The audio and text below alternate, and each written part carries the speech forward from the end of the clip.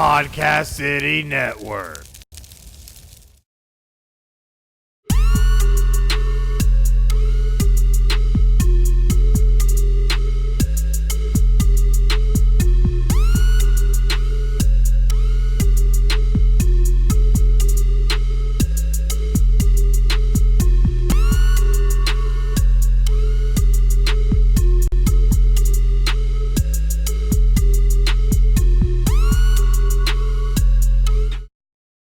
Hey guys, this is Chris, and we are back for another episode of Final Score here on the Podcast City Network, and I am here with none other than Craig. How are you, Craig? I love that. Just here you are. Just is very It's like you're a novelty item in the studio almost. I'm a relic. With that hat on. Anyways, so at the end of the day, though, we have a really exciting episode. A lot of things to talk about, especially with the NFL. So many things have been happening. It's been really, really crazy. Yeah, we were talking about it before the show. We're really excited that the NFL season started because now we know what the first half of our show is going to be every single week. Makes planning a little easier. Yeah, basically you can plan if you're listening to Final Score. The whole first hour of the show is probably going to be all NFL related. Yeah, so here's your warning now. Fair warning. Yeah, fair warning. But at the end of the day, though, so much to talk about. But make sure that if you want to keep up with all things Final Score, that you go onto all of our social media accounts on Facebook, Twitter, and Instagram at PCN Final Score. And of course, if you look at the bottom of your screen, if you're watching on YouTube, you can see all of our great outlets that we are available on Spotify, iHeartRadio, iTunes, Podbean, PodCoin, Stitcher, TuneIn, and Google Play Music. Whew, it's a mouthful. That's a lot. Well, when you try to be a successful person. We try. We do what we can. Emphasis on the try. Emphasis on the try. We're trying, all right. Good old college try. But yeah, we've had a lot of great interaction in social media lately in the last couple weeks, which has been fantastic. I know definitely. We're always looking forward to interact with everyone, hearing your opinions of all the hot topics in sports, and whether we agree or not. Whether we agree or not, it's been a lot of fun. So we've had a few requests actually this week for the show, we're going to implement today. It's going to be exciting. It's going to be great. Can't wait. So excited. But first things first, though, we have to kick it off with players getting paid. Michael Thomas finally signs a deal with the New Orleans Saints for 5 years, $100 million. Tell you what, he just got paid. Did the Saints make the right move here? For now, yes, they did. He absolutely deserves the money that he's getting. Should he reset the market? I don't necessarily think so, but we talked about this last week. I think there's other receivers that could, now they're going to demand more than him, because as soon as he sets it, now you're looking at other guys like who's coming up again? Julio Jones. Julio Jones still has not signed. You still have Amari Cooper out there too, who's been a top flight wide receiver now, especially with Dallas. So yeah, I think it's good for him that he has got this money. He becomes the highest paid wide receiver in NFL history and the first non-quarterback to sign a $100 million contract. Yeah, that's real crazy. And $61 million of this contract is fully guaranteed. This is just crazy. But, I feel like they're really definitely trying to squeeze out, especially if you're going to have Drew Brees still, hucking that pigskin. Makes sense. And it makes sense that they would make this move now, because the fact that Drew Brees honestly really only has maybe a year or two left. I'll give him 3 maybe on a good day. If he keeps it up, as long as he doesn't get hurt or anything and his production doesn't slide, I could see him staying for longer than that. But he could be an ageless wonder, just like Tom Brady. Yeah, Tom Brady. He very well could. We're seeing that trend right now. Quarterbacks that are staying upright, staying healthy, they can play into their 40s. And it's funny, we were talking about this not too long ago, is that there's been a lot of quarterbacks over the course of the NFL history where they were able to play almost into their 50s, and that was a more physical time of football when you really think about it. George Blanda played until he was 48. I believe he was the oldest. A lot of guys who reached into their into the mid 40s, like Vinny Testaverde, Brett Favre got pretty close. Guys like that. So Brett Favre just always looked like he was 50 by the time he hit 35. Yeah, so he always looked like the most distinguished, quarterback. But it's okay. He's still slinging it in those Copper Fit commercials. Yeah, get them Wranglers on, get it going. But at the end of the day, though, I feel that with how the NFL is now, with really protecting the quarterback, really keeping the quarterback upright, making sure that he doesn't take too nasty of hits, you really could get quarterbacks to really last as long as you're productive. And if you get guys that are the Tom Brady's and the Drew Breeses who, for the most of their career, have been able to avoid most major injuries, I think you're going to start seeing a more of an upward trend where they'll take a chance on a guy who's late in his career to sign a wide receiver like this to a 5-year deal because they think, well, Drew Brees just doesn't quit. He went, 13-3 last year at the Saints, made all the way to the NFC title game, and was one blown pass interference call away from the Super Bowl. So, yeah, very, very close. I think it was a good move. I think no matter how you look at it, you want to try and have a top flight wide receiver for a quarterback to throw to, because even if Drew Brees does walk away, you want to make sure you have some kind of weapon there to actually throw to, because you're going to have to end up building a relationship between a new quarterback and that wide receiver anyway. So yeah, you're absolutely right. I mean, there's the position that New Orleans Saints are in is not a great one for them because you only have a handful of years left until Brees retires. Say, for instance, he retires in 2 years. You still got 3 more years left of Michael Thomas's deal, where now we'll say you don't have anyone to throw to, and you go back down to the cellar where the Saints were years ago. That's true. Now it's like, okay, now we've got to try to unload this contract that, I don't know, maybe it turns into a Todd Gurley situation where he doesn't play up because he's hurt or something, but it's a really tough spot because every player in the NFL, for right or wrong, always is going to want to be the highest paid receiver. Well, definitely. Or they want to be the highest paid at their position. Well, when you have that top flight contract, it's more of a kind of a boastful thing now that you could be like, well, I'm the highest paid at my position. And any guy's going to want to try and boast that kind of a claim, especially when you get paid millions of dollars to play any kind of a sport. But the thing I look at is that bar always ends up being reset within 5 years usually. So while Michael Thomas might be the highest paid wide receiver right now, we could turn around a year from now and it gets reset, even though I think it's going to get reset a lot sooner. I was just going to say, I think it gets reset a lot sooner than a year. But it just shows the trend that this always will get reset, and then you're going to end up next season, and it's going to be the same thing, and the following season, and the following season. So being the highest paid player is always going to be that tumultuous, roller coaster of all over the place because it can be any guy at any time. Just like you said, this is the first non-quarterback to get $100 million. Another position eventually will join those ranks, and another, as everything keeps creeping higher and higher. And that's the thing you always see in all this. It's always more. Yeah, there's always going to be more. People can't get enough NFL. No. So that revenue stream's always going to be there. Always going to be there. That's why I have all this nice shiny things sitting here because, they get guys like me that are saps and will buy all their stuff. Yeah, absolutely. Absolutely. Oh, that's right. Philly Dilly. So anyways, I still feel though this is still a great marriage that they have here because you give Drew Brees the top flight target he needs because you don't have Mark Ingram anymore. You still have Michael Thomas. You still have Alvin Kamara. We really don't need much more anything beyond that. They got a good line. Well, they got some nice little pieces they picked up through the draft. And even like Sean Payton's a very creative coach. So, I mean, they might even get, they might have a guy that right now was in training camp that not many people know about. And he might come on at the end of the year and or throughout the course of the year. So, yeah, they're set now and they can say to Drew Brees, here's your top target. And you have Kamara still. Let's go out and win that Super Bowl now. And now Michael Thomas, he's financially secure and he can go and, reset all the stats that he had last year. And I believe he had franchise-setting career receptions, definitely. I think, last year. I think he had 147 last year, some crazy number like that. But now he can go out and just focus out on football and not worry about the contract situation. Exactly, and that's going to be huge, especially when you have as talented of a team as the Saints are. Right. You definitely don't want those kinds of distractions going into a season with one of your top players. However, that has not held many others from trying to do so, as we end up having all these training camp holdouts, including running backs Melvin Gordon and Ezekiel Elliott. Trent Williams is still holding out for the Redskins. Let me get my words together. You okay? It's crazy that they're holding out. I'm sorry. It's taking me aback. But defensive ends, Jadeveon Clowney, and I know I'm going to butcher this, and he doesn't live far away. So I'll do it for you. Yannick Ngakoue. See, there you go. Now I don't have to get beat up. So it's crazy. You have some of these top flight players that are still holding out, have not made a training camp, can't get these deals signed. What's going on here?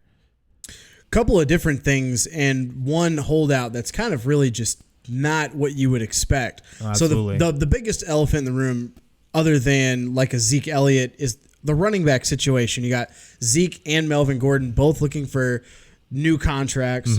Melvin Gordon, they have not resolved it, so he requested a trade. Actually, right after we recorded last week, he requested a trade, and they asked for the allowance to talk to other teams about a potential trade. Right.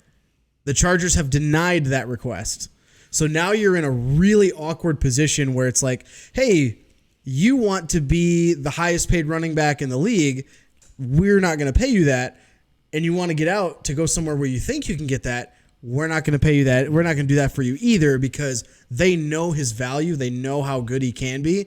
But they offered him a contract that would pay him roughly $10 million a year, which would make him the fourth highest running back paid. Which that's respectable. Which is so respectable, because I think he is a top five running back. Absolutely. In the league.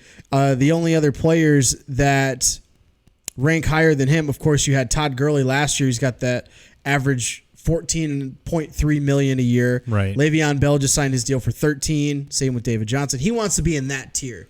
Those are the only three running backs that have over $10 million average a year. He would have been the fourth. He's looking to be the highest paid running back at like $15 million a year. Do you think he's worth that? Personally, no. I don't think he's honestly worth that. I could see him maybe at like a $12 million, but at the end of the day, I don't think he's quite there. You know, he has not been a rushing leader any of these past 3 seasons. 2 of those 3 years fell to Ezekiel Elliott, who's also holding out and trying to get his money.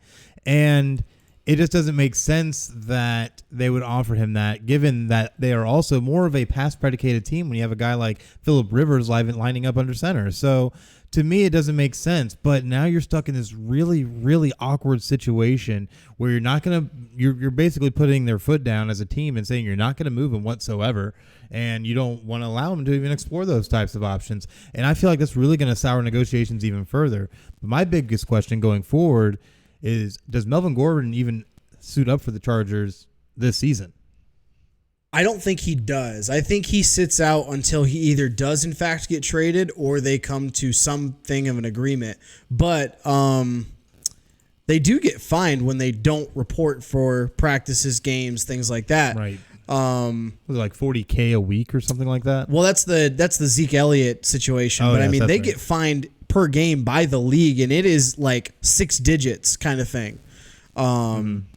If they do not show up. So we're talking about that, and here's an idea for you. If he does get traded, who do you think would be the best fit for him? Where do you think he'd land? Well, I know someone who needs a running back right now by the name of the Dallas Cowboys. Just saying. But no, honestly, there's a lot of different places I could see him going. The first one that really comes to the top of my head actually is the Seattle Seahawks, who have had a lot of issues at running back given injuries. Chris Carson hasn't always been able to get a lot of good traction, and the backups have all been kind of abysmal at best. Right. So that probably wouldn't be a bad landing spot. My only fear with that is if they have enough cap room. Another team he really could land with that does have the cap room, however, is the Indianapolis Colts. Okay. However, they're kind of big on Mac, so right. I don't know. and they're more of a pass predicated team, just kind of like the Chargers. So, right. Here's a team that I came across doing a little bit of research on this of where he could potentially go. The Houston Texans. I almost spit my water everywhere. The Houston Texans, because they're in need of a running back. You have Lamar Miller, but no matter where he's gone, he's not been the guy. True. And he's in the last year of his deal. He's only making roughly $6 million a year in this final year of his deal. He's averaged under 1,000 yards every year since 2014. And the fact that they have the cap room, they can go get him. They have extra draft picks as well from deals they made. I think it was last year. But they have that possibility to go out and get him. And it would really make for an interesting offense, because now if you are Houston, you have a guy that can make guys miss. They have a terrible offensive line. Everyone knows it. Oh, yes. But the fact that you have DeAndre Hopkins, Deshaun Watson, and then potentially Melvin Gordon on that offense, that already right there for a team that went 11-5 last year, you're looking at that'll win you probably at least another game or two. So I mean, you're looking at they could repeat as AFC South champions. Definitely could. I'm going to throw another team name out there, and you're probably going to hate me for this one. But the Green Bay Packers. Oh, I already knew you were going to say that. Who have just enough cap space to be able to fit them in. Who honestly don't have a whole lot going on in the ways of running back. All they really have is Aaron Jones, Dexter Williams, guys like that really aren't going to be huge impactful players for you. So you can lose probably one or two of those guys, make a little extra room, bring Melvin Gordon in, take a lot of pressure off Aaron Rodgers. So I don't know. And it gets him back in the state of Wisconsin. It is where he's from. It is a good fit. You would think, but it's just I don't know how Matt LaFleur's offense is going to look this year. Mm-hmm. I mean, you still have Devontae Adams is the top guy there at receiver, but look at how their offense played last year. Green Bay Packers have not had a great offense of, that everyone is accustomed to them having. True. With Aaron Rodgers at the helm, because they don't have other weapons outside of Devontae Adams. Yeah, and I don't think their scheme has been right for that. Well, it's been a really they don't like using offense. Running backs. Well, that's the old offense, and this is a whole new regime coming in with LaFleur. So I feel with the innovative college style that he could bring to the table, it could kind of open up, especially for talent like Melvin Gordon. Yeah. And Aaron Rodgers has already been raving about the relationship he already has with him, and some of the innovative ideas he's brought in has allowed Aaron Rodgers now at this point, wasn't at the beginning, but has allowed Aaron Rodgers to kind of open up a little bit more and be able to take a little bit more control in this offense. So I feel with that kind of a balance, you want to try and use some type of an effective running game, not only to be able to take pressure off the passing game, but also as a passing outlet at times. Right. Melvin Gordon could fit that beautifully. He really could. And if you're the LA Chargers, between those two teams, I'm sending him to Green Bay because they probably do have some cap space, but what you're looking at some assets in return. You might have to get a player, and maybe I would say as high as like a second round pick, maybe if you want. I'd agree. But you're also trading to the NFC. You don't have to see him ever. Hardly at all. Ever. If you trade him to Houston, odds are you're probably not going to see him much, but you may end up seeing him. But if Green Bay does end up trading for him, I would see probably a player and maybe like a high to mid draft pick. Definitely not a first, maybe a second or third, I would think. Oh yeah, definitely. But I couldn't. It's so tough to think of a team like Green Bay who's never been the market setting team to just come out and go, yeah, we're going to pay you $15 million and you just started with us. Mm-hmm. I just don't see them doing that. They've never wanted to pay people outside of Aaron Rodgers. Well, think of it this way, though. If Melvin Gordon ends up sitting out this entire season and he ends up not playing and ends up going through the entire Le'Veon Bell type of scenario, he's going to end up going and his contract will expire, then he'll be a free agent. At that point, he's going to end up seeing really what his value is. Because at that point, if they're able to stalemate all the way through, he ends up going unsigned all year, doesn't sign to any contract, nothing. And he gets to the point where he's a free agent, teams are not going to offer him what he wants. He's going to get offers of 8 and 10 million at best. Maybe 11 or 12 if you find a team that might be a little desperate.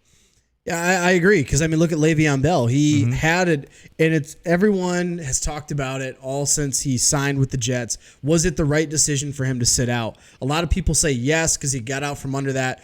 But if you look at the contract he was offered from Pittsburgh, it was more lucrative than the one he signed with New York. Oh, absolutely. And I think Melvin Gordon's in the same boat. I think if he doesn't take this contract, he's going to go into the offseason as an unrestricted free agent. He's not going to get the money he wants, and I think he's only going to get about the same money that he just got offered with the Chargers.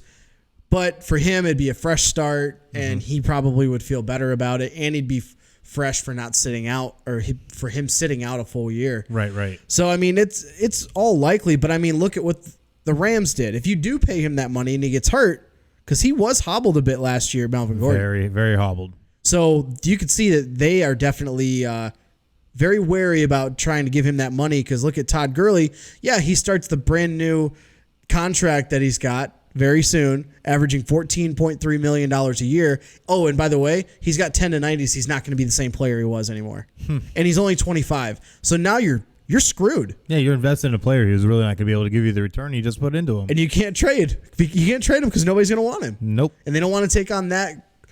Gurley's got to have a really good year to make up for that contract. But most definitely. But with Melvin Gordon, I think he could fall in the same situation that Le'Veon Bell did, where you sit out for the year, you're still not going to get the money you want. You're going to have to settle. Right. But another guy who's trying to get everything he absolutely can is Ezekiel Elliott. Absolutely. Now, at least in Ezekiel Elliott's situation, though, he led the entire league in rushing 2 out of the past 3 years. Oh, yeah, and the only year he couldn't was because he was suspended for part of the year. Right. So, excuse me. So at that point, you can't really make up those kind of numbers. But Ezekiel Elliott has been absolutely killing it in the running back position. Now, a lot of people say, it's Ezekiel Elliott and his talent. A lot of people say it's the Dallas offensive line, which, in my opinion, is aging at this point. Right. So it's not exactly what it used to be when you had DeMarco Murray running behind it. But at the same token, I don't know if Jerry World's going to want to put up all that money. And even came out and said that you don't need a rushing champion to win a Super Bowl. What are your thoughts on that? And when I heard this, and I heard a comment from the front office that they said, and this is, I think this was Stephen Jones, the executive VP, but son of Jerry Jones. Right. He goes, quote, "We've got 3 really good football players that we're dealing with here, and they have very good representation, and they want to set the market. We can't push the issue unless we want to be a market setter, and we're damn sure not going to be a market setter because of all the things that come with being a Dallas Cowboy," end quote. So they are definitely not going to reset. But here's my question. And who was this? Oh, Max Kellerman said this on First Take the other day. And it makes a hell of a lot of sense because it's the only explanation. If you draft a running back in the top 5, right, like they did with Zeke Elliott, and you're going to then, at the end of his contract, say, you've met your contract expectations. You've been a leading rusher for X amount of years, and you are a cornerstone of our offense. We don't want to make you the highest paid running back. No, we don't think you're worth that. Then what was the point of drafting him in the top 5 and making him the bell cow of your offense and basically running the whole offense around him? Dak Prescott, when he was brought in, was not necessarily expected to be a starter. Their offense was built around the offensive line that you mentioned. They didn't have top flight wide receivers. No. I mean, you're basing it around the running game, which, weird, it wins championships. Or at least gets you in the playoffs. Because, I mean, that's how they ended up making it work back in the 90s, just saying. Right. But with Zeke Elliott, if you're a Dallas, I don't know what you're waiting for. You got to pay this guy. You Definitely. have to, basically, they want to, and I know exactly what they're going to do. They're going to hold out with Zeke and let him sit out for the year. They're not going to budge, and they're going to turn right around and give Dak Prescott all of his money. And they're going to make one of the dumbest decisions you can make as an NFL franchise. Well, they can't give it all to Dak because you still got to pay Amari too. They're not going to pay him either. I don't see them paying Amari Cooper. I see them. You've got to pick one. Who do you want the cornerstone of your franchise to be? I understand that the running back position, the shelf life is average 3.5 years. So if you really think about it, Zeke is probably going to get nothing but down from here, but he's only 24 years old. Yeah, it still has plenty of room. He's still got, honestly, at least another 4 years, one more contract of high value, and then you can, okay, go ahead. You can walk. Right.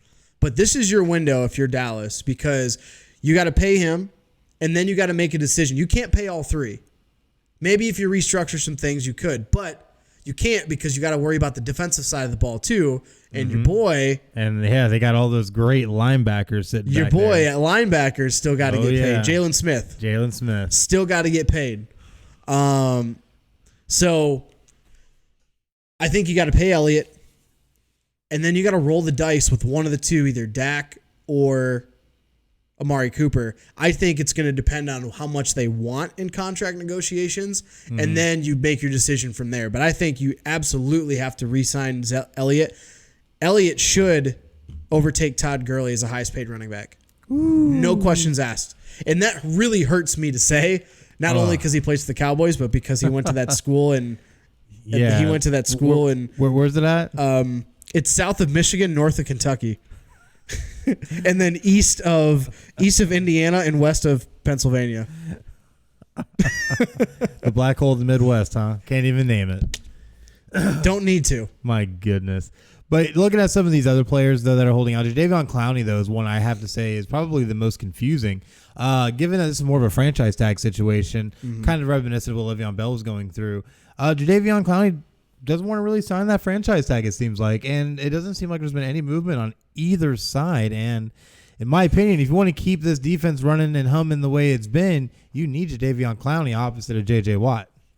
And you would think that, and it makes sense because this is their window right now too. Because I mean, you still got J.J. Watt, who's one of the higher paid defensive ends, and still extremely talented. Absolutely.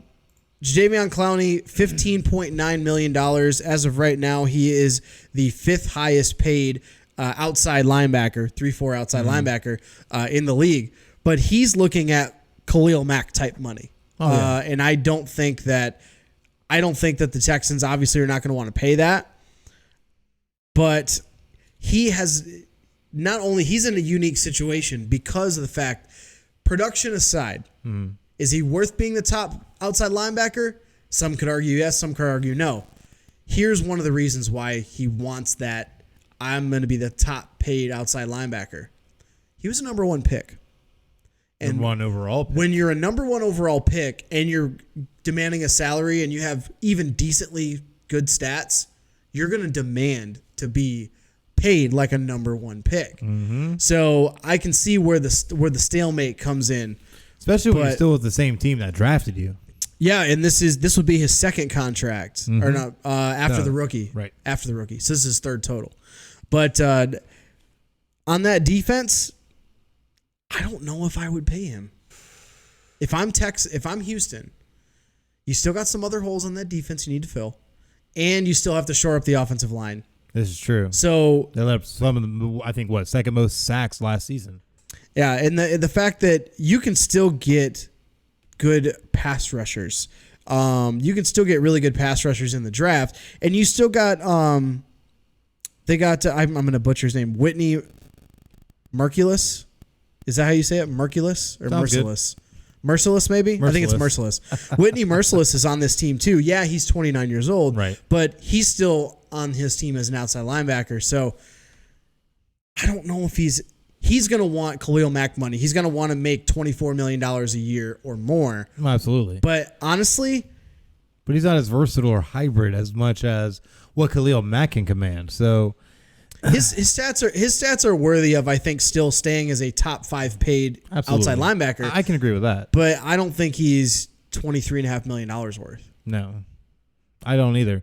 But we'll definitely see how it works out, because I don't see this one going the route of like Le'Veon Bell or what possibly Melvin Gordon or Ezekiel Elliott might end up having to encounter. I don't think he can hold out all year. I don't think that's going to end up happening, because he's a guy that they're going to need, and they're going to see it pretty quick, because just like you said, they might have Whitney and whatnot on the roster still, but it's still we're talking about Jadeveon Clowney here. He was the number 1 overall pick. This guy does have talent, and he still is one of the top flight defensive ends, outside linebacker hybrids there is in the league. So I feel like they need to pay him, and they need to get it done soon. Now, should you pay him everything he wants? Well, no. The guy obviously is going to try and command a lot, but there's still going to be wiggle room. But you still need to get the deal done. Don't just sit and let it just, go whatever. So it depends on how firm Clowney's camp is sitting on that whatever number it is. That's true. And that's the thing. We've tried to find more information, and there's nothing been released in the last, honestly, almost week of anything that's come out from Clowney's camp or from the Texans about this negotiation. So I wouldn't be surprised if this waits for a while. Clowney's probably going to give in before the Houston Texans do, because Clowney gets fined $500,000 for every game he misses or more. Yeah, there's no way he could sit out for that long and then expect to get the contract he wants. He's going to be losing money at some point, a lot of it. That's true, but this also is a franchise tag thing, so it won't be quite as impactful, right?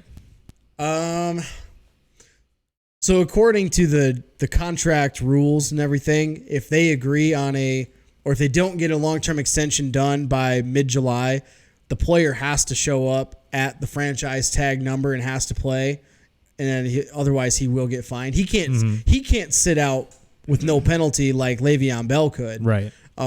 He's going to get a lot of fines. Yeah. And it's going to start racking up quick. I think after about 1 or 2 weeks, if it lasts that long, I think he settles.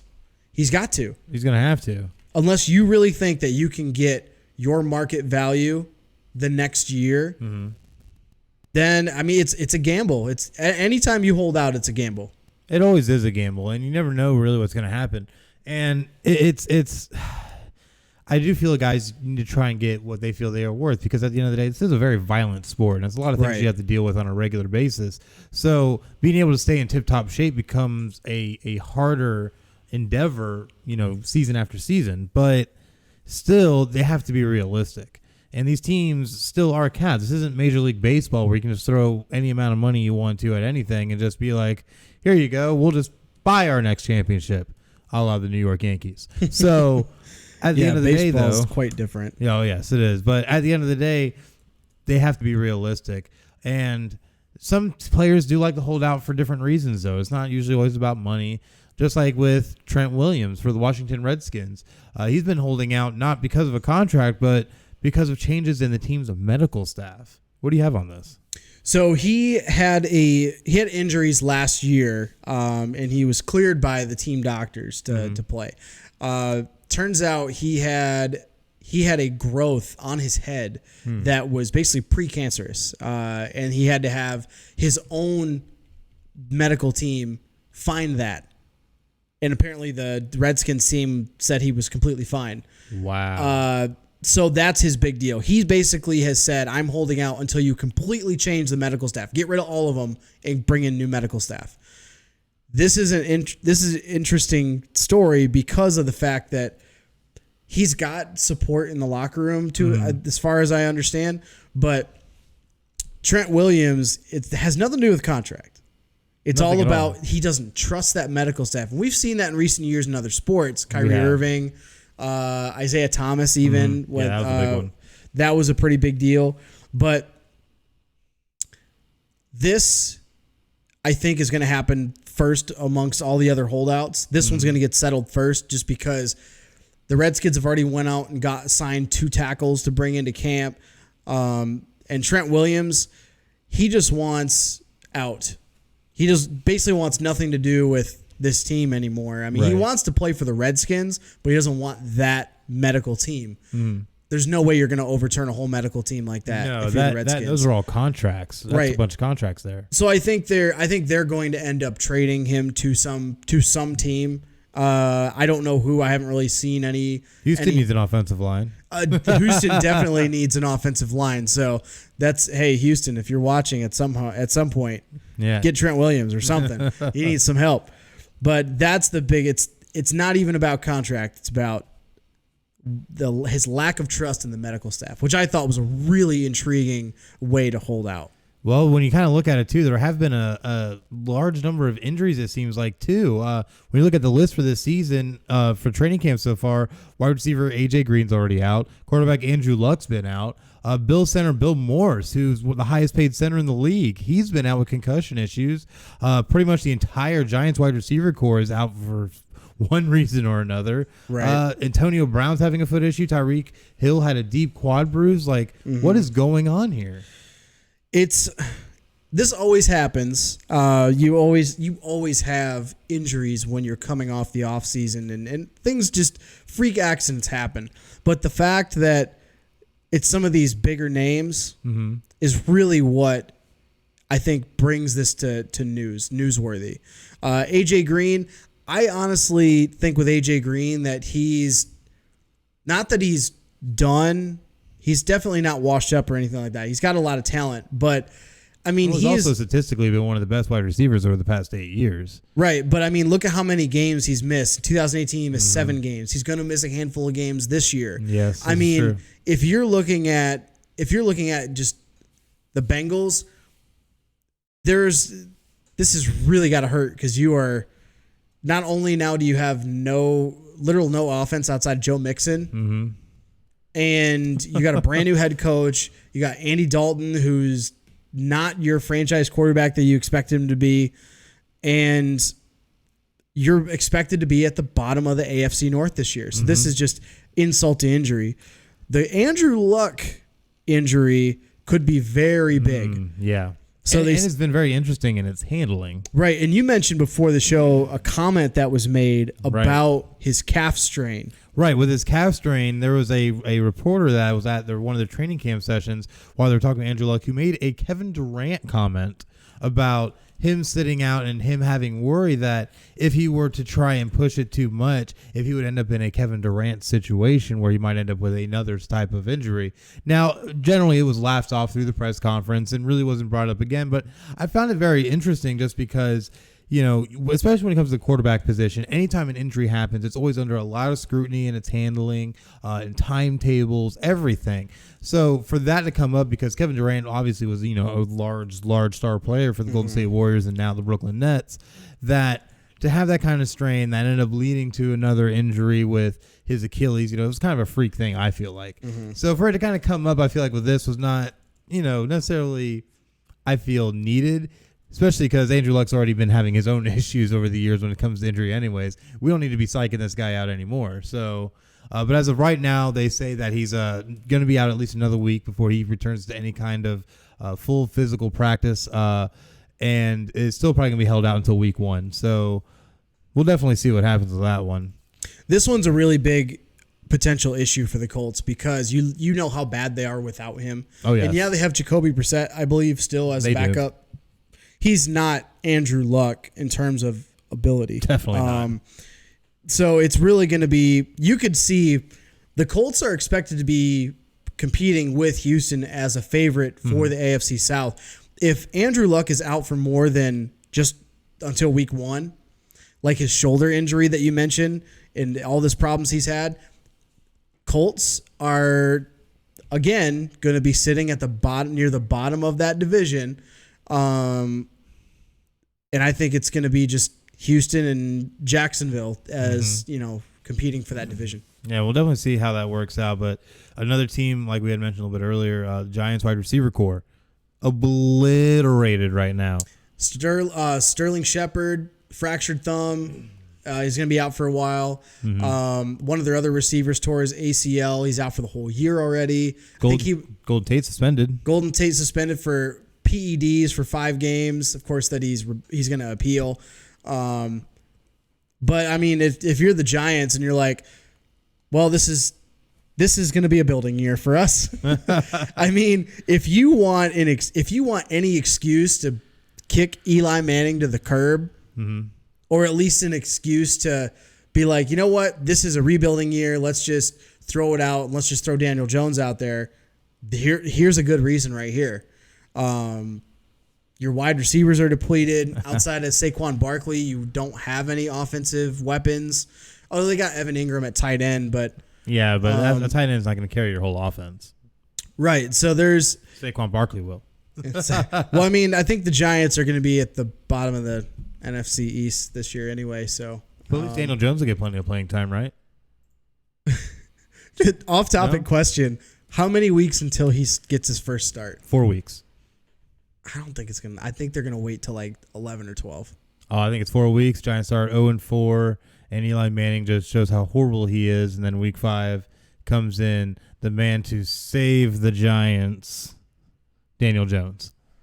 You'll get 2 wins. I think they'll wait. Maybe 3. I think they'll wait until like week 11 or 12 when they're obviously out of the playoffs, and then it'll be. And Eli Manning has a broken arm and is now going onto the field with a walker. Just saying. Oh, man. Oh no, is that too soon? Okay, well we'll see how it works out. But I don't know. It's going to be crazy. But another thing that's been a real big issue is handling of concussions. Bills center Mitch Morse, who is the highest paid center in the league, as I mentioned earlier, ended up going into concussion protocol for the third time now in his career, and is looking to be out at least for the next couple of weeks. He missed a number of games last season due to concussions and the season before for the same issue. So it's definitely getting kind of crazy, and concussions have obviously been one of the bigger injuries people are always looking at just because of the CTE issue and things of that nature. So it's definitely been crazy, but I heard there's a little bit of a prima donna wide receiver who's having a little bit of an issue himself. Oh, come on. AB having a foot issue. He's actually getting a second opinion on his foot this coming week, I believe. So we'll get more info on that for next week's show. But obviously John Gruden wants him in camp. It just depends. I think he's just waiting and looking for a reason not to have to go to practice. Honestly, yeah, maybe. Because if you think about it, I mentioned this last week. If you are a veteran, NFL veteran, do you really need to go to camp? Probably not. I don't think you really do. The only people that really need to go to camp is for the guys coming back from injury. They need to. The rookies. Yeah. And I guess in this case, you're looking at guys that are with their first year on a team, which AB falls under this category. Mm-hmm. But you got Antonio Brown. Him and David Carr seem to have some really good chemistry already. I don't think this is a big issue. I think it's just he's looking for a reason to sit out until week 1 and then not have to worry about being in training camp. Because why would you want to put the extra mileage on your body if you don't have to? That's true. That is true. I don't think this is a huge issue. Well, it's definitely going to be interesting going into the season, though. Definitely, I think, something to watch out for because the prima donna might rear its head, and it might turn into maybe a toe issue, and then it's going to be an ego issue. And then it's going to be a pinky issue because you can't get it up high enough. I see what you did there. I see what you did there. That was nice. That was nice. That was a nice twist. I got a couple here and there. But you know what? You always do see guys end up kind of in weird situations. And a lighter note for training camp. Yeah, a lighter note for training camp. Steven Jackson signed a one-day contract with the Rams for one final handoff. Looked real nice on video. Yeah. And, this is the former Rams leader, franchise leader in rushing yards. Yep. Great player. We've seen him do all kinds of crazy things over the year. And, after this happened, I went back and watched some of his highlight film. Dude was beast. Oh, yeah. He was beast mode before beast mode. Oh, absolutely. Dude was a monster on the field. He was beast senior. Yeah, beast senior, yeah. He was just bigger than every other running back on the field. Man. It was just like... And you know what? He didn't look too bad out there. So much so that the NFL tapped him for a random drug test. Oh, yeah, sorry. I forgot to put my big air quotes in there. Random drug test. Which he responded with a tweet saying that basically he ain't going to show up for a drug test. Yeah, it was fantastic. He tweeted out, "Dear NFL, can you tell Mr. Lombardo that I signed a one-day contract? I will not be reporting today for my random drug test screening. Thanks in advance. Hashtag retirement life." Gotta love it. And you know what? They can't hold him to it because, he doesn't need to take a drug test to go retire. Exactly. So. Like he did for one day. Part of me thinks that the NFL just did it because they're trolling him for some reason. I don't know why, but I didn't know that. I don't think Steven Jackson in the NFL ever had any kind of friction, but I don't know. Who knows? Maybe Goodell has a sense of humor we don't know about. It's a weird sense of humor. It's a really weird sense of humor. It is what it is. But you know what else was pretty humorous? The NFL Hall of Fame game, which took place just recently between the Denver Broncos and the Atlanta Falcons. And honestly, for the most part, was a snooze fest. Yeah, I watched the replay today before the show, and it's the preseason. Yeah, nobody really cares. It's the preseason. It's the first game. Nobody cares. But it's supposed to commemorate, the Hall of Fame ceremony and, the great beginning of the 2019 season. And this is the 100th season of the NFL and all that kind of stuff. But if you're a fan of Denver or Atlanta, of course you're going to glue any game that either Jacksonville or Detroit's playing. I'm probably going to be watching that preseason game because you want to see how the other guys that are trying to make the roster are going to play. So, definitely. If you're a fan of Denver and Atlanta, it makes sense you watch this game. For everybody else, I'm not doubting you guys for that, but it's preseason. Joe Flacco didn't play. Von Miller didn't play. Matt Ryan didn't play. Half the Julio defense Jones didn't play for Denver. Yeah. I mean, I can keep this going. We might be able to make the rest of this whole segment about the amount of players that didn't play. Right. I mean, you can even look here if you're watching on our YouTube channel right now with Podcast City Network. Here at the bottom of the Hall of Fame game stats, Brett Ripien was your Rypien? best. Rypien. See, we don't even know. He's not even a real quarterback. He's the backup to the backup. So it's just crazy. Kurt Benkert, though, was our quarterback of the day, 19 of 34 for 185 yards and a touchdown, and had a nice nifty run for 17 yards. If you get a chance to check out that run, it actually was pretty nice. But Drew Lock didn't look terrible. Define terrible. It didn't look terrible. I mean, what was he didn't look 7? Mark Sanchez terrible. I mean, he was 7 of 11. I mean, take it right to the corner store for his whole 34 yards. I think he had. Yeah, but I mean, it's 34 yards. I mean, it's preseason. It's preseason. 7 of 11. I'm looking at the completions. Okay? Right. Yeah, and it's over 50%. So right? Nice trend. I mean, if you're looking for some silver lining, that's what you're looking at. Yeah, and he looked nice in that uniform, right? Sure, yeah. I'm just surprised they didn't draft him in the first round. Well, Noah Fant had a reception for 7 yards. So that's something notable as well when it comes to some of those draftees. Right. And, you got Kelfani Muhammad, 50 yards and a touchdown. And 24 yards receiving. He was the leading receiver and rusher. But honestly, we could burn through the boring stats and all that kind of stuff for a bunch of players that a lot of people aren't going to be in. But there was history made. There was. In the Hall of Fame game. There was. And I know you want to talk about it. Oh, I do want to talk about it. We had the very first ever coach's challenge of a pass interference call. Now, this was later in the game. I think it was the third quarter, if I'm not mistaken. But either way, we saw the first ever challenge happen, and it wasn't overturned. It was upheld, yes. It was upheld. So, I don't know. Do you think this is going to be a trend? Oh, it'll be a trend. It'll just be another thing that they're going to challenge at random. Because honestly, when you look at the call, it was kind of, I don't really feel like even on the fence, it was kind of blatant. There definitely was a little shoving going up because it was defensive pass interference against Atlanta, if I'm not mistaken. So we saw him going up the field, gives a little shove, real simple, pass flew over both their heads, whatever. So it was pretty clear cut. What I worry about is when you get the more on the fence pass interference calls. Right. Ones that maybe there really wasn't as much shoving, but both players had a hand on one another. You get up in the back of the end zone and they're shoving off each other trying to get the catch. Those kinds of calls are the ones I'm more worried about. So I feel this ended up being kind of we did it to do it and get it out of the way kind of thing. It feels like almost. Yeah, I could see that maybe, but I don't know. I'm really looking forward to seeing how this is going to affect not only just the outcomes of games, but the flow of games, because now it's one extra thing you can challenge. And that's going to be the big thing, I feel like. Right. So especially once the games actually matter. Right. So we'll definitely see how all that plays out.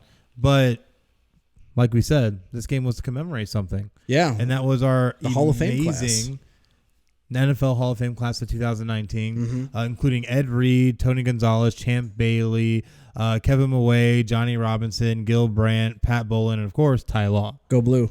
Oh man, you can't believe that. Save the best for last, I see. Yeah, save the best for last. Do here and but there. the one thing that really is going to stand out. Obviously, they had a tribute to Pat Bolin because the owner of Denver.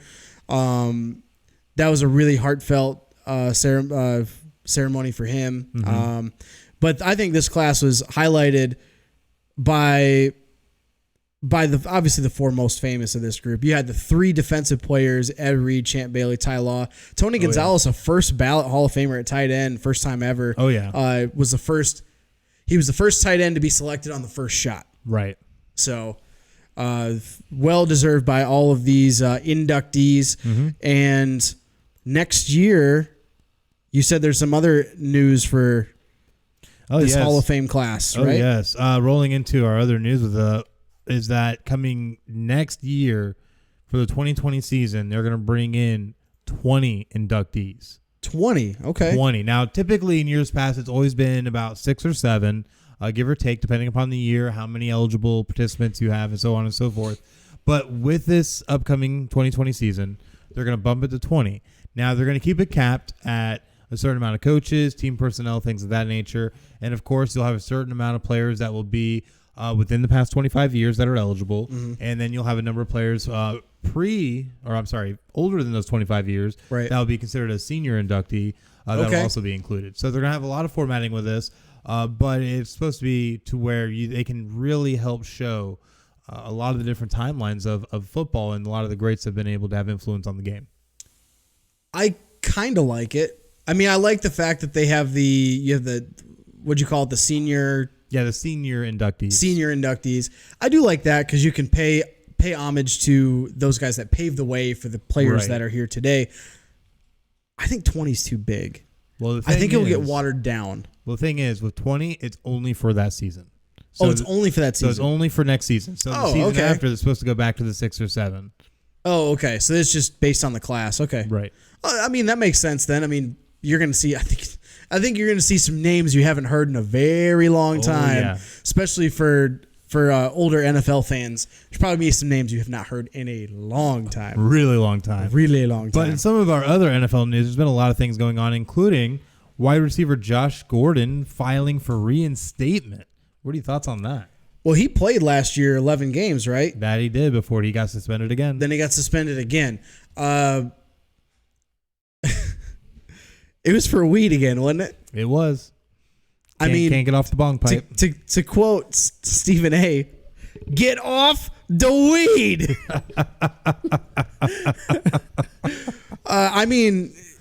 If you're the NFL, you have no reason to reinstate him anymore because he's clearly broken the policy on the drug policy numerous times. Well, yeah, but I feel like with the most recent one he had, though, was kind of a little different. It wasn't that he was, outright busted with, a pipe out in the middle of a nightclub and shot somebody or something.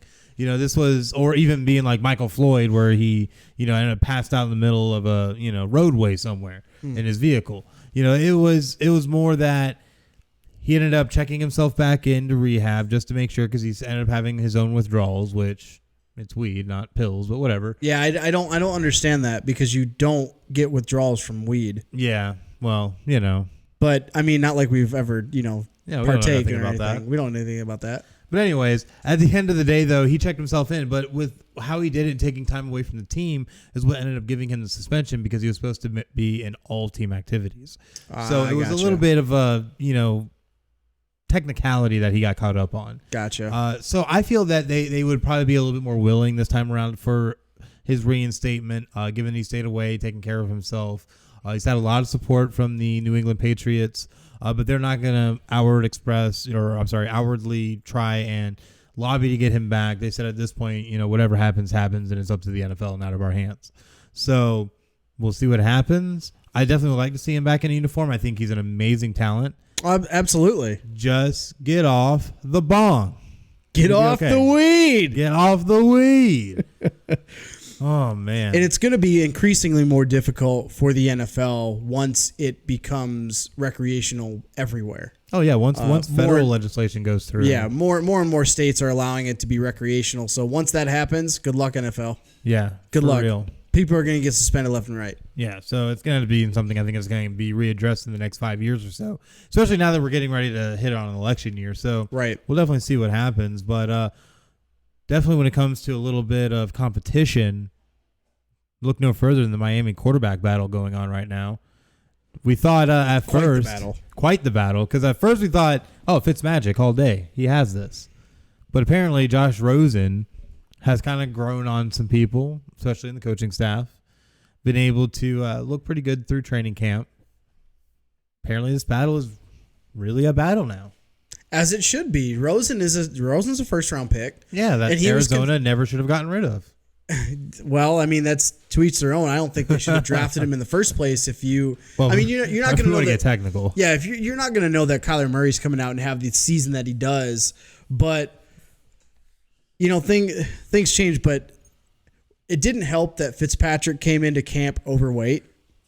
First and foremost, he thought he was going to retire. He thought he was done. Mm-hmm. He's probably in retirement mode.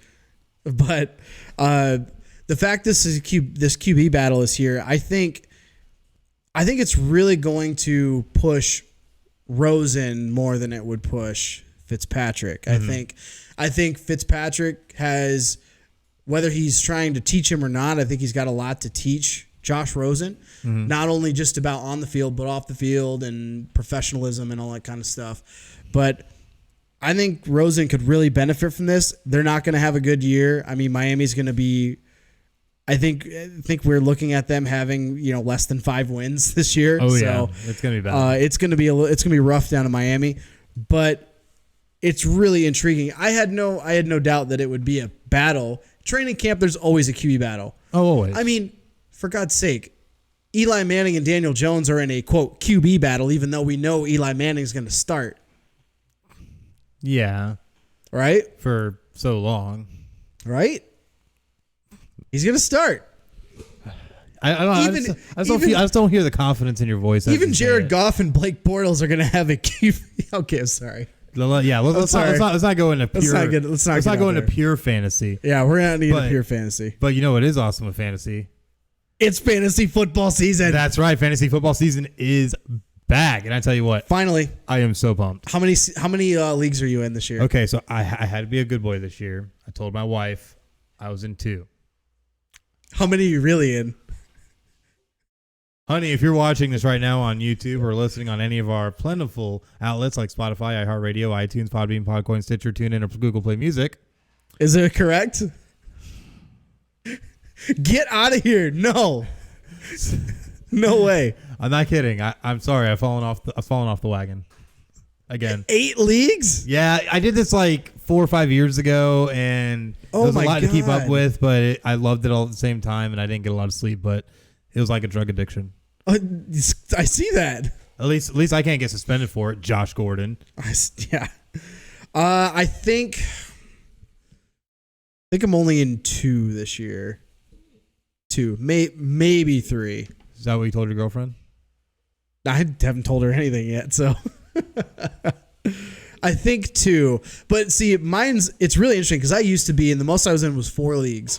And when I was in those 4 leagues, I was looking at it and going, why am I doing this? This is not fun. It becomes less fun for me. I remember my first beer. But I think for me, every year that goes by, I feel less excited about actually partaking in fantasy football because it's very time consuming. But I love the draft part of it. It's my favorite part. It's my favorite part. And no, I haven't. If you're asking, no, my teams are usually middle of the road. Maybe I make the playoffs, and I'll have 1 year where I go and win a championship. I haven't won a championship in like 4 years. Yeah, I win at least usually one every year. So well, when you have 8 teams, you should win at least one of them. That's because I love the thrill of winning. It's just so great and American. So what you're saying is you're gonna lose all of yours. This year. With everything I got to do this year, probably. But yeah, probably. But let's move on to the important things. Who are you taking number 1? Oh man, this is fun. So we've had some questions and comments on our social media, and we've had some people ask us like, hey, who would I take in the first round, or where do you think this player falls or that player falls? This is completely predicated on whether he has a long-term contract or if he extends his holdout. I already know what you're going to say. Zeke Elliott. I would take Zeke. It's between Zeke Elliott and Saquon Barkley because of the fact that Zeke is going to benefit from having a good team around him. True. And the Cowboys are expected to be competing with your Eagles for the division. Very true. So, I mean, there's going to be production there. And he should get a lot of opportunities because that defense is improving. And this is basically not just, I'm not even going off fantasy numbers at this point. I'm going off just by the eye test. But Barkley is going to get a lot of volume. So that's what fantasy football is all about. When you're looking at guys that can get you the most amount of fantasy points per game and based on his overall touches, Saquon Barkley is going to get a lot more touches than Zeke Elliott will. So you're going Saquon Barkley or Zeke Elliott? I'm still going Zeke Elliott if he doesn't hold out. All right. But if I'm drafting in like the next week or two, and Zeke Elliott's still holding out, I got to take Barkley. You have to take Barkley. Well, the thing I look at is that, when it comes to touches, if Zeke plays, he is definitely going to be the guy. He had 304 carries last season, which was 43 more than Saquon Barkley had. However, his point totals didn't match what Saquon was able to get. For the 2018 season, Saquon Barkley had 294.8 points in standard fantasy leagues, and he played great. He had 1,300 yards. He had 261 touches, ended up with 11 touchdowns. He still had 4 receiving touchdowns, too, with the 721 receiving yards. The guy was money. But Ezekiel Elliott still was great. 1,400 yards, 304 touches, 6 touchdowns, 567 receiving yards, and 3 receiving touchdowns to the tune of 252 points last season. Right. However, when you look at the projections, Saquon Barkley is still slotted to be the number 1 guy this year. Right. He's projected to have 280 points this season. Zeke projected at 271. So for me, that's where I have it. Saquon Barkley number 1, Ezekiel Elliott number 2. I could when you look at the production too from Saquon Barkley is also he's also more of a pass catcher than Zeke Elliott is, and you mentioned he had 91 receptions last year as a running back, which is insane. On that's 119 targets, by the way. Yeah, that's like Marshall Faulk type numbers out of a running back. So I could see him getting close to that. His projections this year have him at 88 receptions. I could see it being honestly more than that. I could easily. I could see him getting to. He had 260 carries last year. I could see him getting real close to that 300 carry mark and 100 receptions this year. Easily, and the reason I agree with you is just because Saquon Barkley is going to be the Giants' offense this season. Whether they are 11-5 or 5-11, it's all going to be because of Saquon Barkley. Right. So we'll definitely see what happens. But you were saying in standard leagues too. Do you play standard or PPR? Both. Why? Because I can. PPR is the way to go, man. Well, I agree, but I don't own all the leagues, so Well, tell your commissioners to get out of the stone age of fantasy football and get into a PPR or a dynasty league. I just introduced all my UK friends to PPR. Now we're doing a PPR league, and they are so excited. Nice, I love it. You do dynasty leagues or keeper leagues? I do one keeper league. One keeper league. Do one keeper league. Who are you keeping? Ezekiel Elliott. Ah, there it is. There it is, fans. I am right yet again. But looking at it, though, there's always going to be sleepers. Guys who are going to really just break through the ceiling and be really everything you want out of a fantasy player. Who's your sleeper this season? Ooh, sleeper for this year.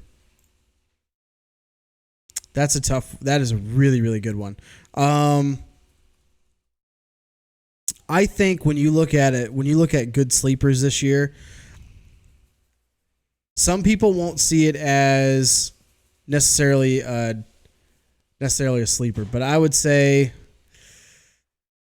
oh man, I would look out for potentially Ben Roethlisberger.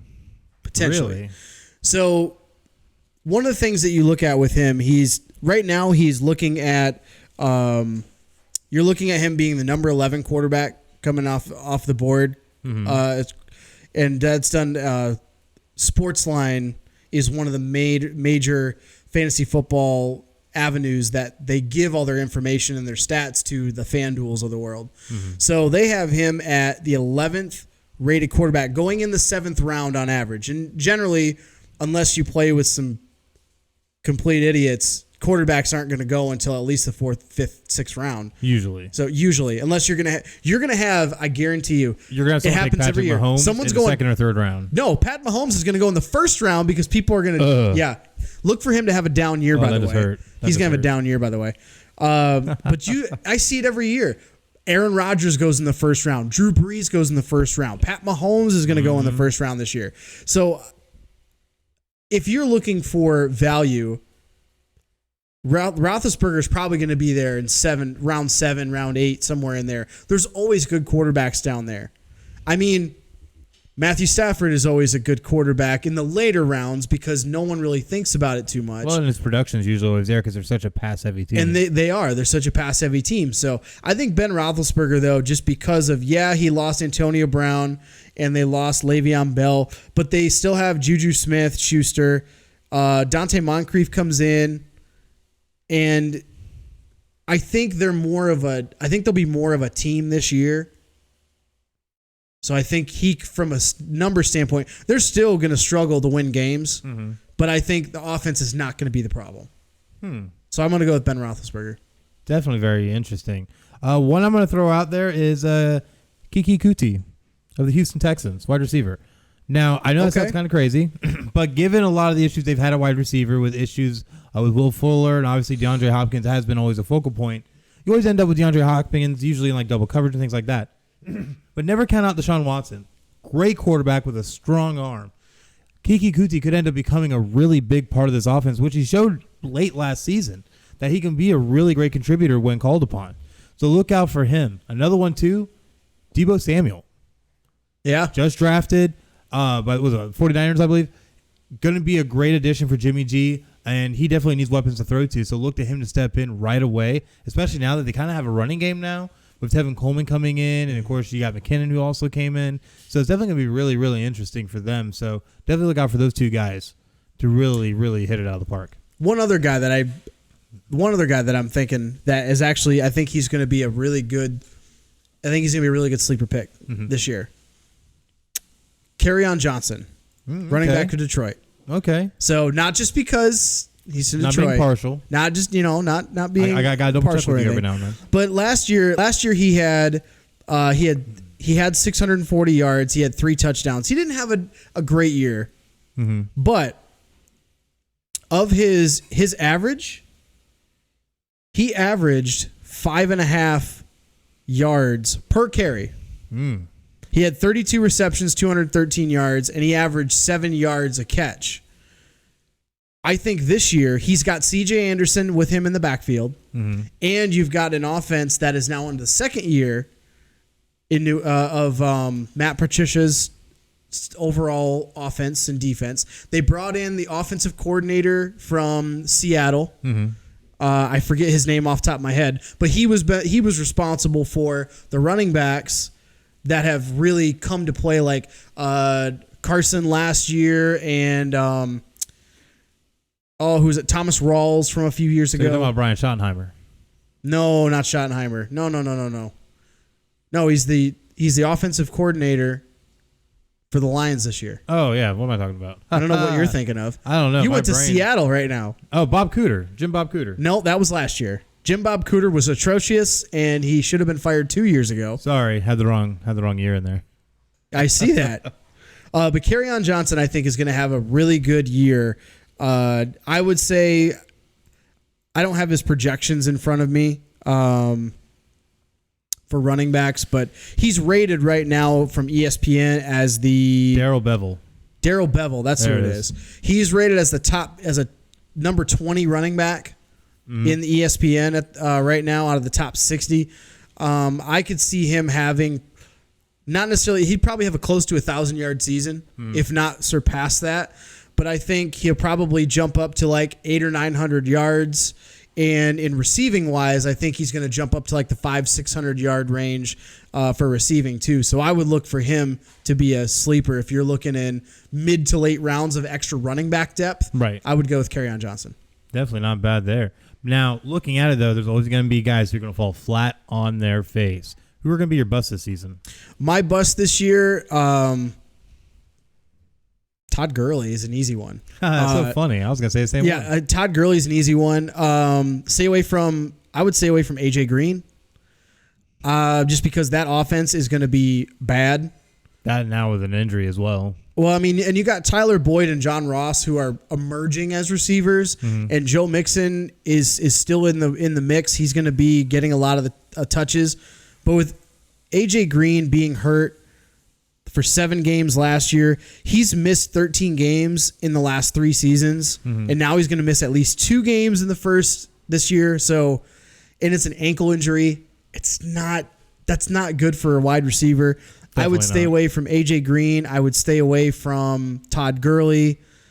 He's got to prove it. But those are the 2 big ones I have.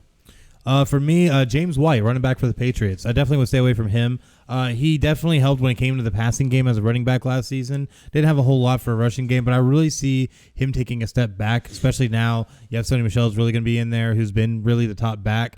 But a lot of guys like picking up James White because he was always that nice change of pace. But I really feel he's going to regress this season. So definitely avoid him. Another one, I also agree. Todd Gurley, definitely avoid him. Had injury issues at the end of last season, and everything's been kind of tumultuous ever since. So I don't really expect him to come out and really have the kind of wow season that he had a year ago. And a lot of people might kind of criticize me for this one, but I really don't care. Is Derrick Henry. A lot of people have been really big on Derrick Henry.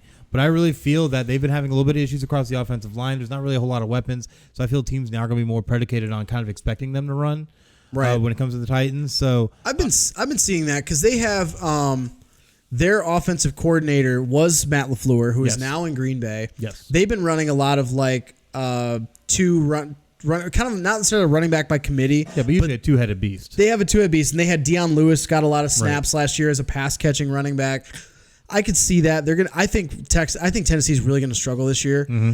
They did go out and draft A.J. Brown. They have Adam Humphries.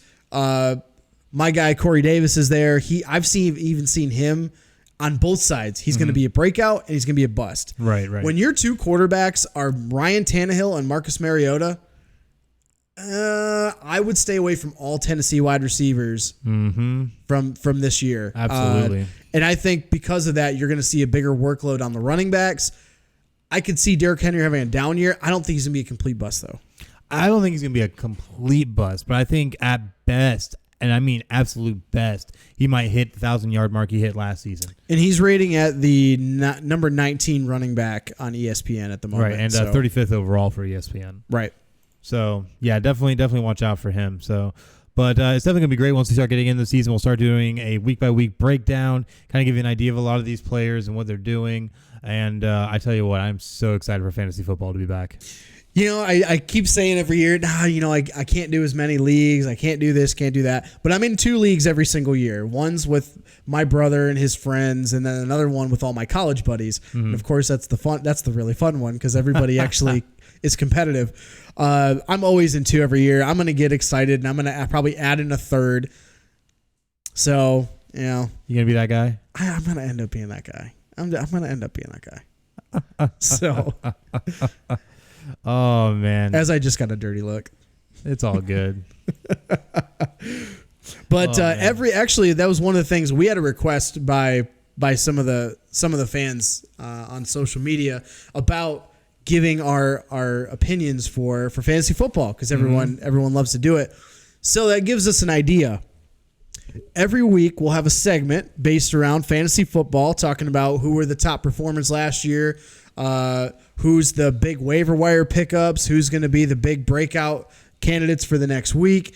I'm really excited for that. Honestly, I'm more excited about that than I am about actually fantasy football. Isn't that crazy? That's so crazy. I love doing those breakdowns. But you know what else is awesome? A lot of the great people that support this show.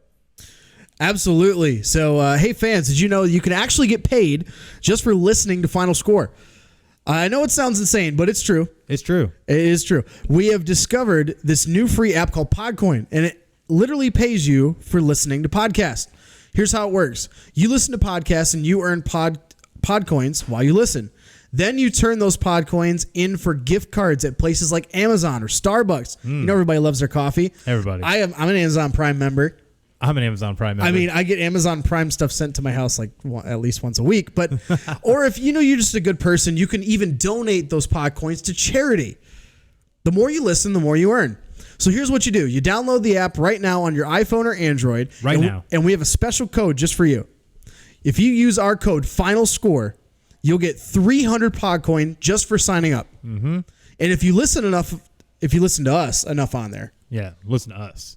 You can even get a cappuccino at Starbucks, or, you can get an Amazon gift card on us. You're welcome.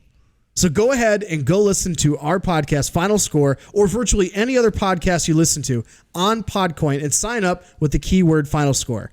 I know that's how I listen to all my podcasts now. I don't know about you, but... Oh, that's how I listen to all of mine because, honestly, what better way to listen to podcasts than to get paid to do it?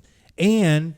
you can turn that money into nice little things for yourself or into charity. I think it's awesome. Win-win. It's fantastic. It's a win-win. Absolutely win-win. But to definitely see some of the other people that help support our show, we got to cut the commercial real quick. But definitely make sure that you stick with us when we come back. We're going to talk a little bit about some NBA news that just broke, and then we got to dive into some crazy Major League Baseball trade deadline moves. So definitely make sure that you stay right here. We'll be right back.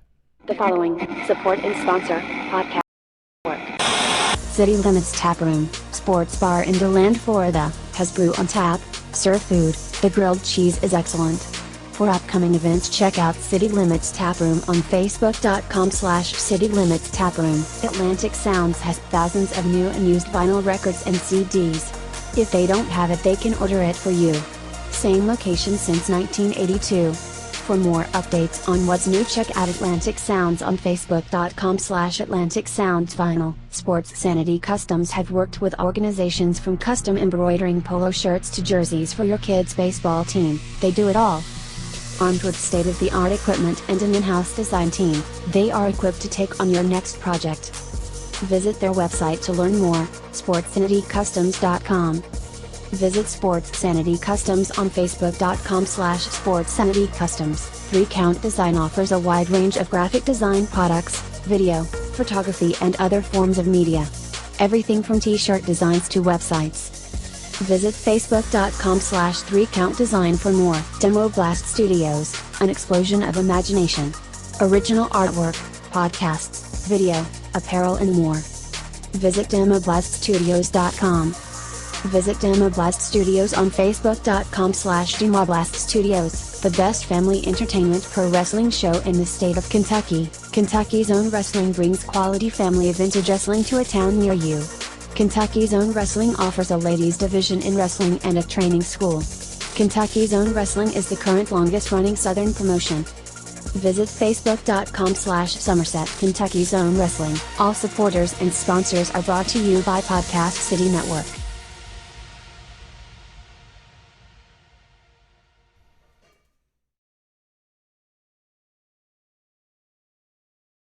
And we are back here on Final Score with Chris and Craig. And we got some crazy NBA news because people done signed them extensions. Yeah, CJ McCollum got his extension with the Portland Trail Blazers this week. He signed a $100 million extension for an additional 3 years to stay with the Portland Trail Blazers. Now they have not only CJ McCollum locked up, they also had Dame Lillard locked up last month. That's right. So with the max contract. They are all in on those two guards moving forward for at least the next few years. Definitely. And it's a great extension in my opinion. I mean, absolutely. These two play so well together, and they're a great 1-2 punch, and it's a great foundation to build around. Absolutely. I think it's a steal because even though you're paying this guy $100 million, look how far the Portland Trail Blazers have come with CJ McCollum and Damian Lillard. It's been monumental to their success. So I'm really glad to see that they definitely got him locked up for the next 3 years. That way we can maybe see some more postseason success for Portland. But let's not forget about one team that's seen a lot of postseason success recently, and that's the Golden State Warriors, who signed Draymond Green to an extension for 4 years, $100 million.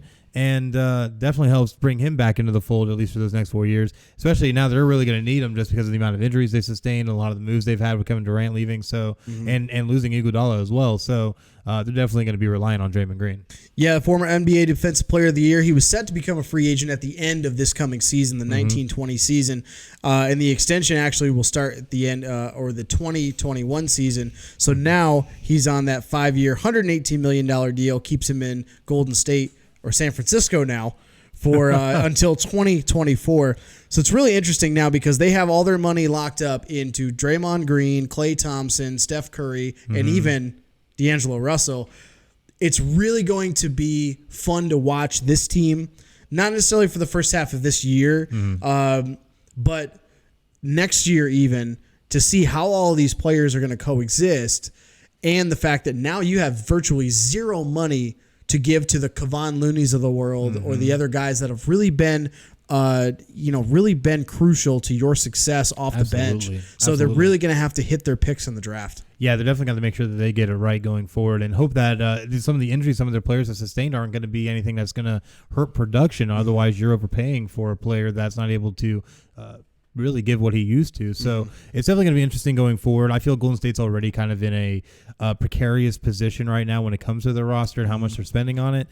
Just because, like we said, KD's gone, but now you picked up that D'Angelo Russell contract, and it's going to be interesting going forward.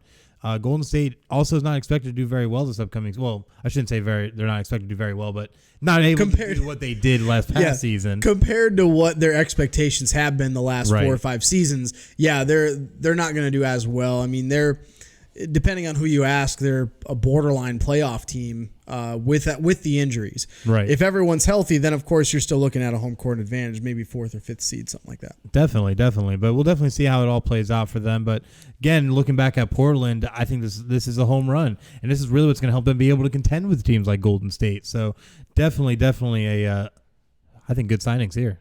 Absolutely great signings here by both teams to continue their success that they've seen lately. But you know what? Success aside and contracts aside, sometimes it does not matter. When you get yourself in a big old brawl, just like the Reds and the Pirates did in their game the other night, I tell you what, it was absolutely crazy. We saw in the 7th inning, it just all devolved into insanity when we saw a pitcher dust off one of the batters and nearly hit him in the head with a pitch. And then we saw that pitcher go over to the dugout and want to start a fight and get jumped by 12 Pirates players. It was absolute pandemonium. And then one of the coaches got smacked in the head. We saw just so many fists thrown. It was absolutely crazy. What's your take on this? This is clearly just bonkers that this happened, because this is not the first time that the Reds have been in scuffles like this, because even when Yasiel Puig was there, I think it was earlier this year. Yes. Was it? It was earlier this year. Back in April. Yeah, back in April they got into a huge brawl. I think it was with the Pirates also. It was. This one was in Cincinnati, but the previous one was in Pittsburgh. Yes. And you can tell these two division rivals are rivals. They do not like each other. But today, actually, or earlier on the 1st, a couple days ago, Major League Baseball on Thursday suspended 6 players and both managers for their roles in this brawl that happened earlier on Tuesday night. The manager for the Reds, David Bell, got 6 games. Pitcher Amir Garrett got 8 games. Jared Hughes got 3 games. They were all fine. But Keone Kela had 10 games. Yeah, 10 games. For intentionally throwing a pitch at the head of Derek Dietrich. And instigating a brawl. Other people that got suspended: Jose Ozuna got 5 games, Kyle Crick got 3, and the manager Clint Hurdle got 2 games. That was for the crazy. brawl. And what was crazy is that during this game, we found out Puig was going to be traded. Yeah, Puig got traded as it was happening, or after it happened, I think, or something like that. It was really interesting. But I think that speaking of Yasiel Puig, he was part of a huge 3-team deal. Oh, a massive 3-team deal between the Reds, the Indians, and the Padres. Didn't necessarily expect the Reds to get involved, other than bringing, as far as trading for a piece, right? Because they got Trevor Bauer after trading away Yasiel Puig. But even the Padres had to get involved. I believe that's probably for contract reasons. Oh, I'm sure more so than anything. But looking at all the moving parts in this, the Indians are going to get outfielder Puig and 3 other players. The Reds are going to get right-handed pitcher Trevor Bauer, and the Padres are going to get outfielder Taylor Trammell. So it's definitely great moves. I feel like, especially with the Reds getting Trevor Bauer, I think that was a great move for them, because they really do need the pitching help. Well, I think it was really a moot move by Cincinnati, because they're not going anywhere. They're not going to make the playoffs. I think they're looking to the future more so than anything. I think that's what it is too. Is they're trying to get out from under Yasiel Puig. Especially now that he just fought a bunch of people. All of his antics and how he does. But this is a huge get for Cleveland, in my opinion, because you are bringing in, you're bringing in the character of Yasiel Puig, but you're bringing in his bat to a lineup that has needed it. But I mean, this is their push right now. They're making their push to try to overtake the Twins for the AL Central. Oh, absolutely, and you definitely got to try and make that kind of push. Looking at with the Diamondbacks, they have lost that pitching help, but they're getting so many with all these prospects they're going to be bringing in They from the Astros. They finally gave up. They finally tapped out and said, you know what? We're not going to make the playoffs this year. At the time, they were still right around 500. Right. There's no way they're going to make the playoffs. So this makes sense. It does. Now Zach Greinke in that rotation in Houston with Justin Verlander, and it's going to be insane. Their whole rotation out of 5 starters, they have 4 legitimate starters. Like even if Greinke has a bad postseason game, because that's what you're playing for. If you're Greinke on this team, Houston's playing for the postseason. And Greinke always pitches well in the regular season. Mm-hmm. Doesn't have a lot of postseason success. Right.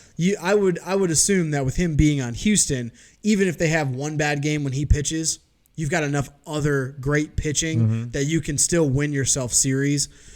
Who knows? Maybe Greinke starts pitching gems because he's actually got help.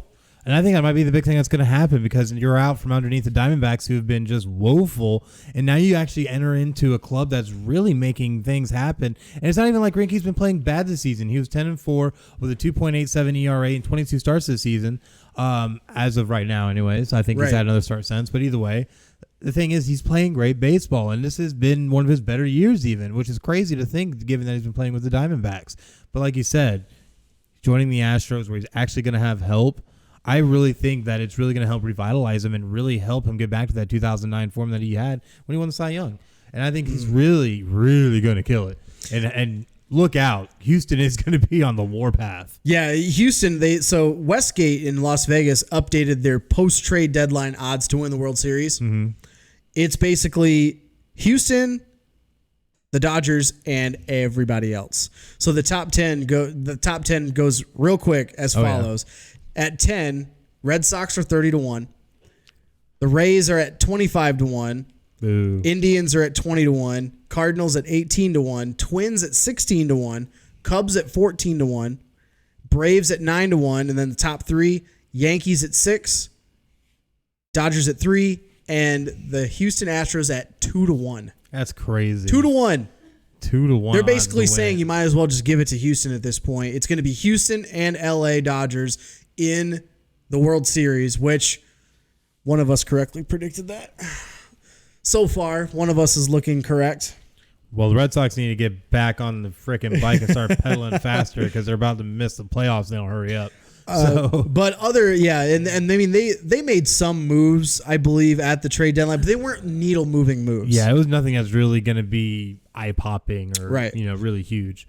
But looking at some other teams, the Blue Jays seemingly unloaded everybody, starting with with one of their relief pitchers in Daniel Hudson, who went to the Nationals for relief pitcher Kyle Johnston. They also got rid of their starting pitcher Marcus Stroman, who finally got moved, plus cash, and sent all of that to the Mets for starting pitcher Anthony Kay and Simeon Woods Richardson. So definitely an interesting move there too. That was one of the first moves that happened at the deadline, and even like a day or two before. But it was really intriguing to me, because if you're the Mets, what are you trading for? Why are you trading for another starting pitcher when you guys desperately need, for all the star-studded talent they have, they just need to get out from under contracts. Like they got so many injured players that have massive contracts. Not Robinson Cano. Who's the outfielder that's hurt all the time? Cespedes, Yoenis Cespedes. Out for the season? Yeah, he's out for the season again. It was a bit of a head scratcher to me, but then it was brought to my attention that they still have most of their starting pitching for under contract next year as well. So DeGrom. I think what they're doing is they're saying, okay, we're going to trade for you, Stroman, and then for next year, we're getting ready. We're going to go and make moves. And the thing, if you're starting out with Stroman and DeGrom, I think that's a nice little start to a rotation if you can get a few more pieces. You still got Syndergaard too. Yeah, that's true. I honestly thought Syndergaard was getting traded. Oh yeah, I thought Thor was gone. I thought he was absolutely gone to like a not the Yankees, but like a big team like the Dodgers or something. I thought somebody was going to swoop in and try to take him. Yeah, but at the last second, the Mets shut it down and said that they weren't going to move him. So just like every year, way to go, Mets. Just like every year, the Mets are saying, you know what? Next year's the year. And they'll be saying it for probably another 30, 40 It would indefinite years. It would really suck if you're a Mets and a Knicks fan right now in New York. Ooh, man, might as well and find the teams. Giants. Ugh. Ugh. Gosh. That hurt. I mean, they could probably watch some nice U.S. curling, or, right. you know. But other teams that made some moves here. The Rays made a move, and they got Jesus Aguilar from the Brewers for pitcher Jacob Faria. Yeah, so when they become the Montreal Expos, they'll have a great first baseman. I thought this was interesting by the Brewers to trade him away. Me, it's like he was a decent piece in that organization too. So the fact that they traded him away, I think that tells me that they don't expect to make the playoffs, or at least maybe they were just trying to get out of his contract. Well, I think maybe it's more so they're trying to get out of his contract, and they do have some decent prospects too that are coming up. So I think maybe it's more part of that, of being able to move him and get a decent pitching piece to kind of help you in case you do make a playoff run. Right. One of the other big moves that happened was Tigers outfielder Nick Castellanos was traded to the Cubs for 2 pitching prospects. This is really big for the Cubs to pick him up because of the fact that Castellanos is good against left-handed pitching, which is what's dominant in the Dodgers rotation. So basically that's what the Cubs are doing, is they're saying, okay, we're going to get a guy that can hit it well against lefties. And he was one of the guys that I expected the Detroit Tigers to trade at the deadline. Right. Was a little surprised they didn't trade Boyd. Yeah, I was kind of surprised he didn't move either. But I think that was a really big move. Outside of the Greinke move and the 3-team trade, I think that's the next biggest move that was made that not really anyone's talking about is the fact that the Cubs picked up Castellanos from Detroit. And it definitely will help them, especially once we get closer to the postseason. But looking at another trade that we have on here, the Marlins moved relief pitcher Sergio Romo and starting pitcher Chris Vallimont to the Twins for first baseman Lewin Diaz. Yeah, what do you think about that one? The big note on here is the fact that Sergio Romo's involved. Otherwise, we probably wouldn't even cover this. Probably not. But because the fact that he was such a good closer for a couple of years, and then he kind of just fell off, and he's not as good as he used to be. But if he can get back to that form for the Twins, that's a guy at the end of the bullpen that can close out some games, maybe be a setup guy if you need to. That'll be a guy that'll help the Twins out in that playoff hunt. Oh, absolutely, 100%. So it's definitely going to be interesting. And there was a bunch of little moves, too, that a lot of teams made. A lot of teams were just trying to clear cap space and clear money to try and free up, try and make moves for next season. So not really too much more that was really reportable at that point. But tell you what, it was kind of a crazy trade deadline because so much of it came right at the end. It was wild. We were talking about earlier in the week how we were gonna have nothing to report other than Stroman's trade at the time, right? As trade deadline, because it looked like it was going to be a pretty boring deadline, and then all of a sudden, just bang, bang, bang. You see about one after the other. You see about 4 or 5 trades happen at once, and including the Greinke deal, which Twitter blew up.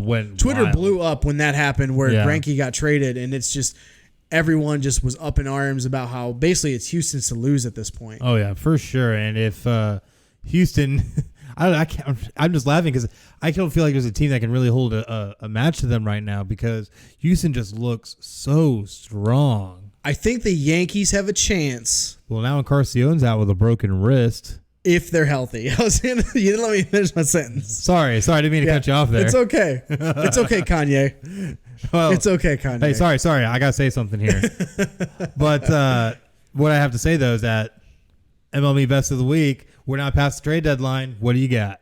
My Best of the Week goes to Clayton Kershaw of the LA Dodgers. He, earlier this week, passed Sandy Koufax in career strikeouts for the LA Dodgers. So he had 5 strikeouts in his win over the Padres earlier this week, and that brings him to 2,397 career strikeouts. Wow. Moves him into 3rd all-time in Dodgers franchise history. That's amazing. And he's got quite a ways to go before he gets to number 1. I think it was 2,600 right, and change was the number 1 strikeout leader in Dodgers history. But you know what? If anybody could do it, it could be Clayton Kershaw. If anybody can do it, he's been a little hobbled this year, but a little bit. I think if he can still be that consistent pitcher that he's been over the last number of years, he's going to already go down as one of the best Dodgers pitchers in history.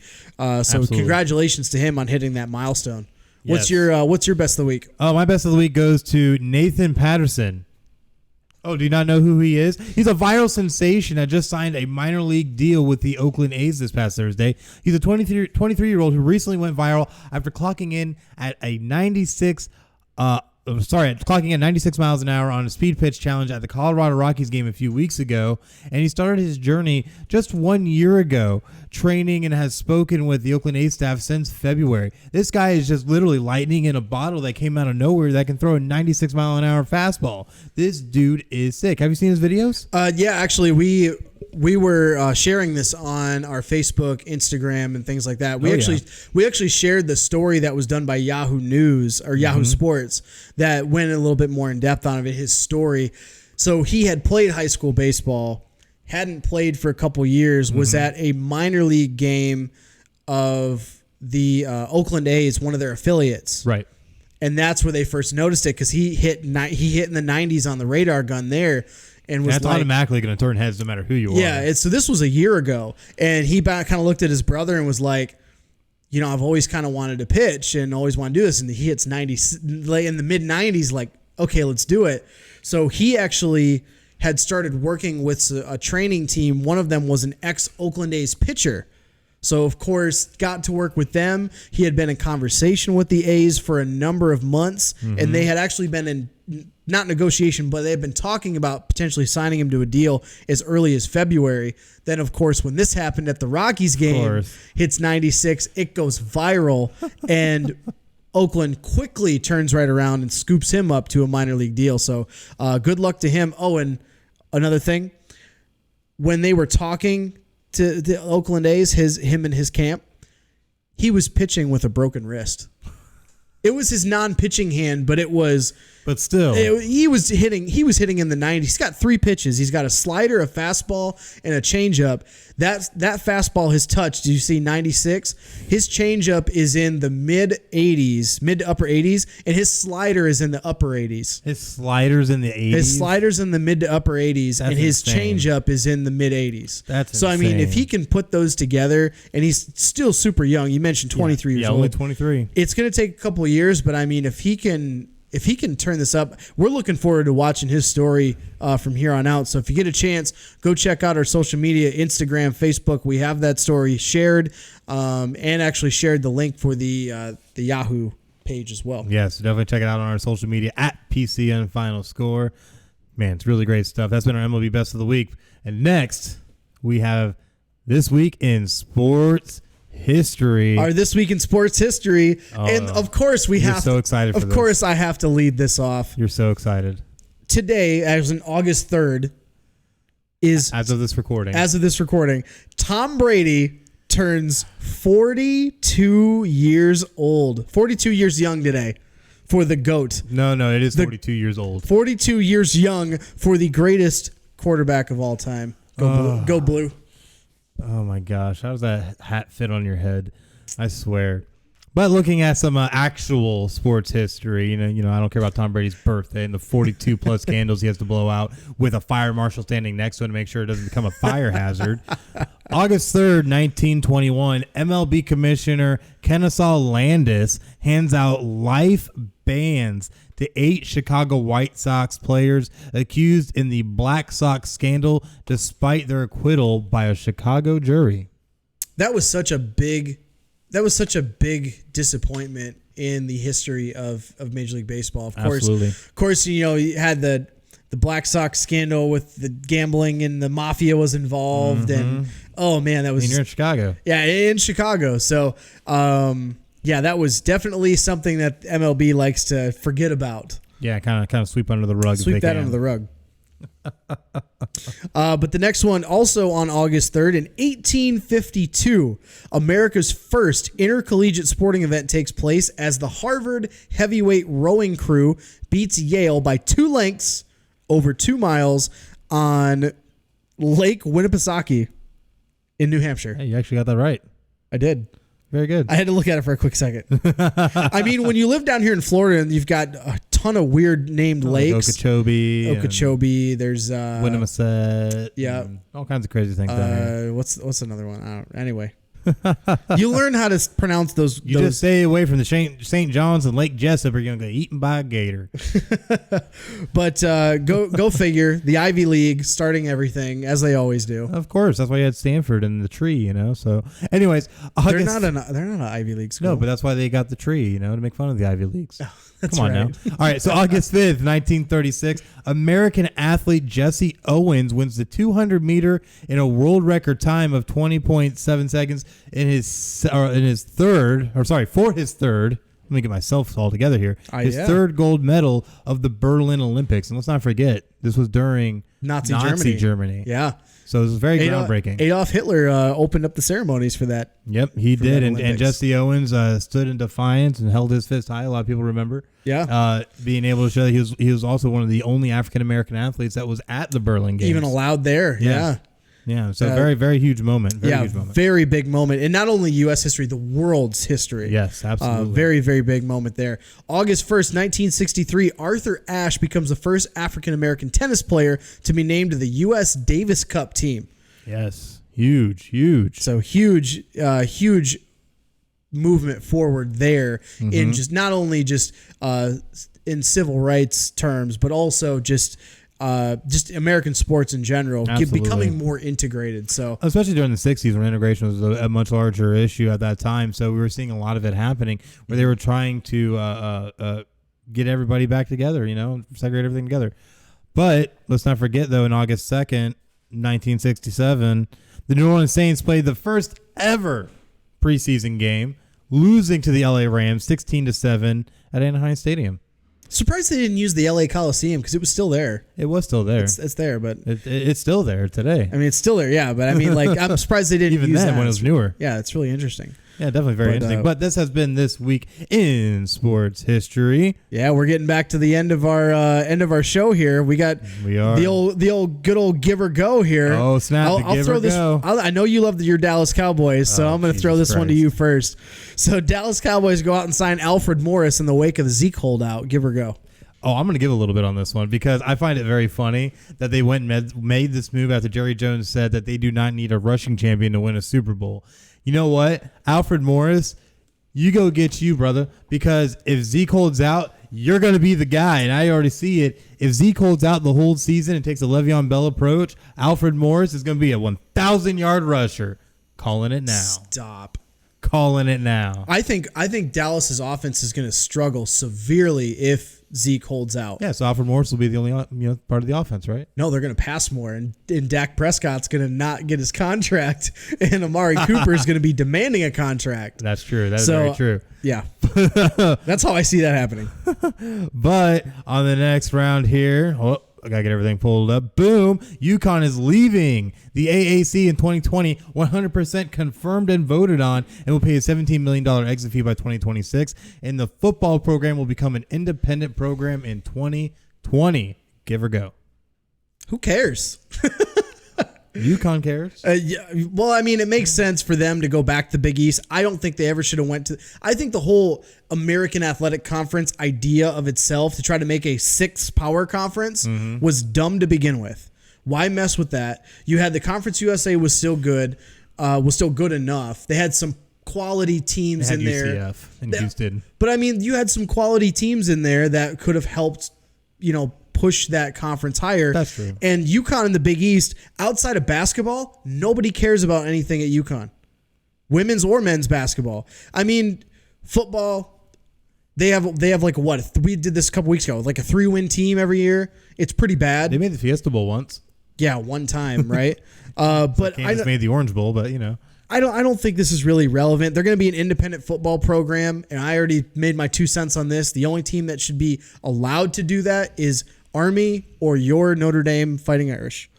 I think those are the only teams that should be allowed to be independents because of their situations. I don't think any other team should have the reason, like, who's going to play UConn? Who's going to play UConn in football? Someone who wants to go and hit the recruiting area. What, Alabama? They don't need to. Well, maybe not the Alabama. I mean, if you want a cupcake on your schedule, teams. Yeah, but think about it this way. Like, sure, you may not get the Clemsons or the Alabamas or probably even the Notre Dames of the world to be able to go play you in UConn. But at the end of the day, if you're setting up to try and, recruit a little bit of Florida, setting up a game against USF's not a bad idea. You want to go ahead and go out west to the Midwest a little bit, maybe hitting up a Bowling Green or someone that you might actually be competitive against might not be a bad idea. You want to go out to the West Coast, schedule a game against San Diego State or even maybe a one-off with Cal or something. And that's the thing I think that was really the only thing really they're going to benefit from is that with having the flexibility of their scheduling is that now they can be able to have a more large footprint to be able to try and do recruiting. But again, this is UConn. Right. So they'll be master of the 2 and 3 star recruits. I think they'll be struggling to find people that will play them in UConn. And I think a lot of the teams they're going to play are going to be teams from the American Athletic Conference, the Conference USA, and probably the MAC, the Mid-American Conference, because of where, that conference is always trying to get out to the East Coast to try to get some of those recruits. Weird. The same conference that you just are about to leave is probably going to be the only teams you're going to get to play. Right. Maybe some ACC teams might jump in, like a Boston College or something. Right. Just because it's close proximity. Well, and you might get a couple Big Ten here and there, maybe a Maryland or a Penn State, given just the geographical location. That's true, because Maryland needs a win on their schedule. So, they should play UConn. All right. Anyway, enough about that. Surprised we gave that much time to UConn. For real. Last one of the night. Still no team names or logos or colors revealed yet for XFL teams. Give or go. I am going to give on this a little bit. And I find it interesting just because as people remember, we were down at the XFL Summer Showcase that was at Tampa Bay, in Tampa Bay, Florida at Raymond James Stadium.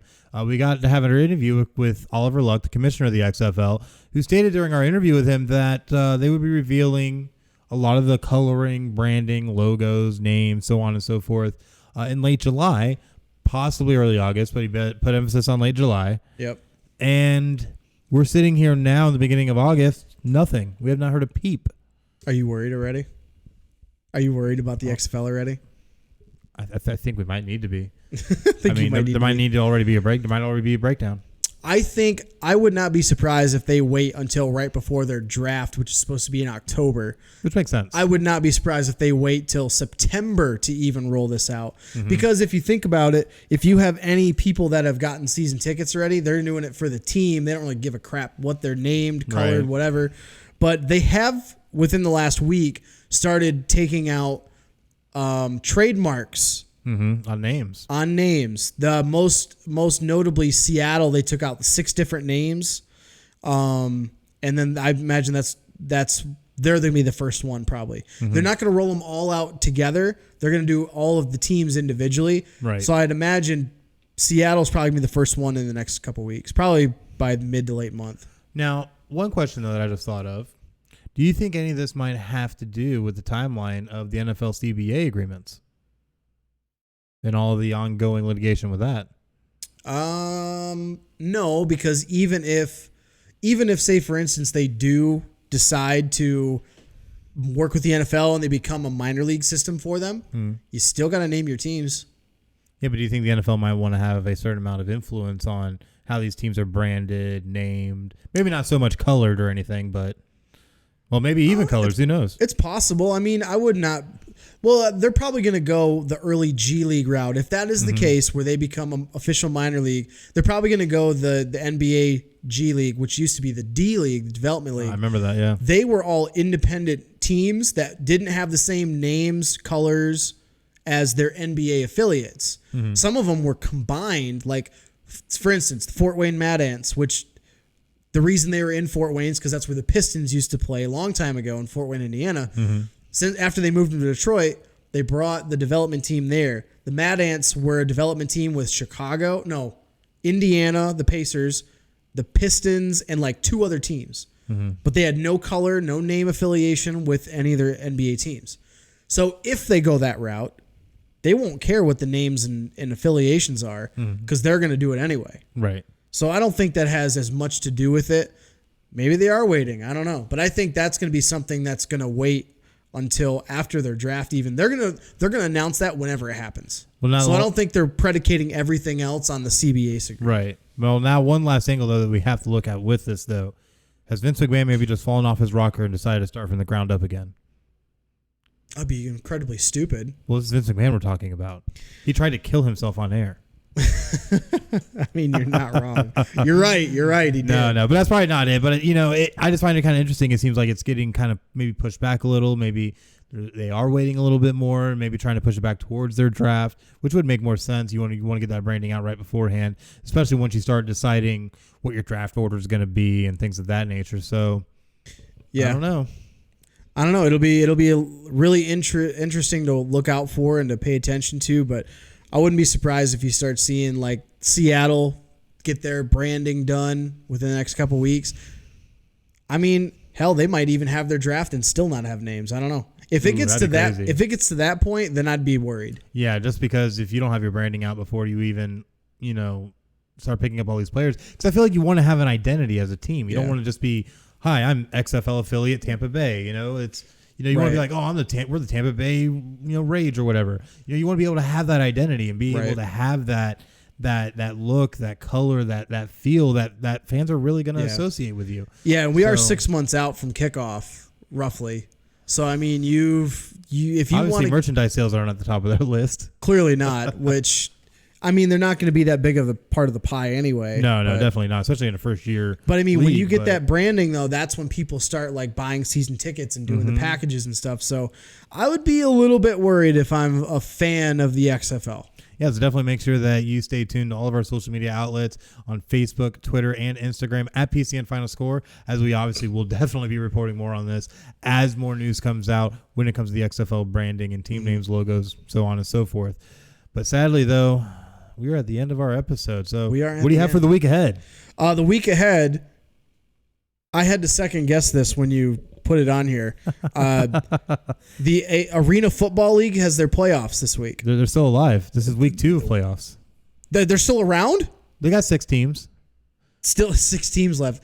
I think it's funny that so many other leagues now have figured out that they don't need the AFL to be a successful arena team. Jacksonville Sharks, Orlando Predators are back. Yeah, but they really, really suck. But they're in the NAL, the National Arena League, which I think eventually is going to overtake the AFL as the top arena league, because the AFL, part of the reason why all these teams left is because of how poorly they are run as a league. Well, we could probably even see a merger or even a hostile takeover too at some point to be able to get more teams into these leagues, especially ones with more success and name recognition. And honestly, I hope so, because mid-2000s, when it was in its heyday, the Arena Football League itself, they had their own video game on PlayStation 2, for God's sake. I own it. I still own it. But it was a lot of fun. I really want the Arena League to be more successful again. But I think the smaller leagues are doing it the right way. Right. They're trying to just build up each community's get support. Presence. Yeah. And then you can worry about the national stage. But Arena, they released their all Arena first team or whatever, and like 3/4 of the first team is all the Albany Empire. Right. So I don't even know. Who are favored against the Baltimore Brigade this evening and are playing currently on ESPN3. So yeah, they're currently on right now, actually. Yeah. But they were favored by like 40 over the Baltimore Brigade. So it's like. Well, yeah, like you said, when you have 6 teams, though, you're really only going to have 2 good teams? Pretty much. Maybe 1. You have 2. And it's funny how they did their playoffs, too, because you had the 4 lowest teams that were playing, and then the top 2 teams had a first-round bye. And now you have this, which obviously our teams in the first-round bye were the Albany Empire and the Philadelphia Soul, who are one of the longest-running teams in the AFL. Yep. That's still there. Good old John Bon Jovi's keeping them together. That's right. And they're going to be playing the Washington Valor tomorrow on ESPN3 at 4 p.m., so it's definitely going to be interesting. Albany, I'm sight unseen. I've not seen a single game AFL. Albany Empire wins the AFL championship by 30 points. Nah, I'm calling Philadelphia Soul by 35. Of course you would say Philadelphia. Well, they don't have the Orlando Predators, so. The Jacksonville Sharks are still good, okay? The Jacksonville Sharks are good. Okay. They won the NAL in their first year. That's true. Because they came right from the AFL and they went to the NAL. Yeah, but went right to dominating. And then dominated. Yep. So But something else I'm looking forward to is the end of the Summer X Games in Minneapolis, Minnesota at US Bank Stadium. I've been watching it the past few days. I've been watching a lot of the big vert competition and big trick. It's been really exciting to watch. But a lot of the competition will end tomorrow on Sunday, August 4th. So definitely make sure that you check all that out. It's on multiple different networks. So definitely check that one out. And the biggest, most exciting time of the year is upon us. Week 1 preseason is officially here. That's right. The start of football. We are officially underway for football, and we could not be more excited. Oh, I'm so excited. We could not be more excited. I'm really looking forward to seeing, honestly, like, I'm going to end up watching like one preseason game, but Still, preseason's all about the training camps and fantasy football. Yeah, finding your talent, finding who's good, weeding out all the guys, testing them out, see how they are in game situations. It's still so exciting. Football is real. It's happening and it's live. Yep. Oh, one more thing for the week ahead. We don't even have it on our notes. Oh, snap. Starting Monday. Yes. So by the time you listen, starting Monday, we are going to be releasing 32 teams in 32 days, our predictions week by week, where we think each NFL team's final record will stand. We're going to start with 32 and work our way up to number 1. And we're going to be releasing that starting Monday. Mm-hmm. So be on the lookout for that on Instagram and on Facebook at PCN Final Score. And I'm ready. I mean, I've already got. I'm so excited. I got to tweak my schedule a little bit because there's a couple games that are a little back and forth. But yeah, I do too. I was really on the fence for some of them. I think I ended up the first go around when I started going through everything. You had like 2 undefeated teams. That was the first time I did it. I ended up with the Eagles and the Chiefs both 16-0. I'm like, you know what? This is not realistic. I got to make it more realistic. Chiefs aren't even winning their division. I don't know what you're talking about. What kind of madness are you speaking? Is that some type of brain sucking device on your head? It might be. It might be affecting your brain. But just remember, so far, who's been dominating the predictions category? Who's been dominating this guy right here? So far. But then again, this is your long realm. season. You are much more well versed in NFL than I am, and I'll give you that. So this was probably your realm here. Philly dilly. Here's your chance to redeem yourself. I need to, especially after picking the Tampa Bay Lightning. Anyways, but we'll see what happens. That's why the games are played, and we'll see what happens. But starting Monday, 32 teams, 32 days. Get both of our predictions. It's going to be really exciting. I know I'm super pumped. Just make sure you can follow us on social media at PCN Final Score on Twitter, Facebook, and Instagram to make sure you catch all of that. But alas, we are at the end of our episode. It is sad times, but it has to be done. But one more thing. Do you want your voice to be heard? Oh, of course. I always want my voice to be heard. Or do you just want to tell the guys that they're completely off their rockers? Yeah, because we're crazy. I mean, we have our moments. We do. Well, to be able to do so, you can join the conversation by following the show on social media, on Facebook, at facebook.com/PCN Final Score, on Twitter at PCN Final Score, on the web at podcastcity.net/Final Score. And of course, you can always email us. Yeah. PCNFinalScore@gmail.com. Mm-hmm. Make sure you drop us a line and maybe send us some questions, send us your thoughts. Who knows? Maybe you'll be featured on a future episode of Final Score. So just definitely make sure that you send it out. Hit us up. We always love talking to our fans. But alas, this is the end of episode 22 of Final Score. I'm Chris. That's Craig with whatever he has on his head. And you have watched Final Score. Y'all have a great night.